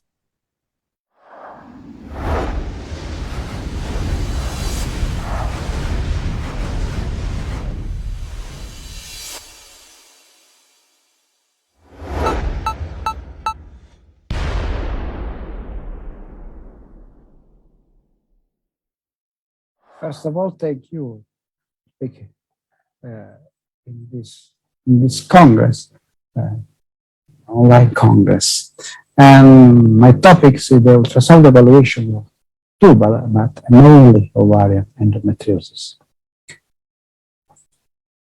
Ovarian endometriotic lesion is represented by the typical chocolate cyst, and is a frequent and prevalent disease among the different phenotypes of endometriosis in 20%, 28% of cases. Also there is also the presence of bilateral endometriosis. And we will discuss about the typical ultrasound appearance of endometriosis, the atypical ultrasound appearance as frequent feature, and also with the association between endometriotic lesion and endometriosis in other side. This is typical unilocular tumor defined by the presence of ground glass appearance. This is a typical appearance of the pattern recognition of ovarian endometriosis. And there was other cases with small, big, relatively big endometrioma, in some cases bilateral, and with the 3D appearance of endometrioma with this ground glass appearance, totally different with anechoic content.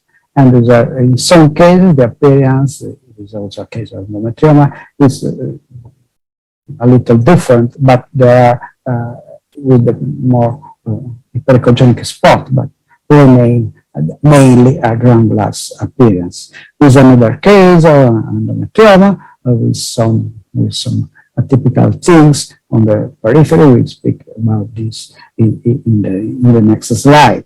And the case with some appearance with Sonia cyst, also about this we speak in the next slides.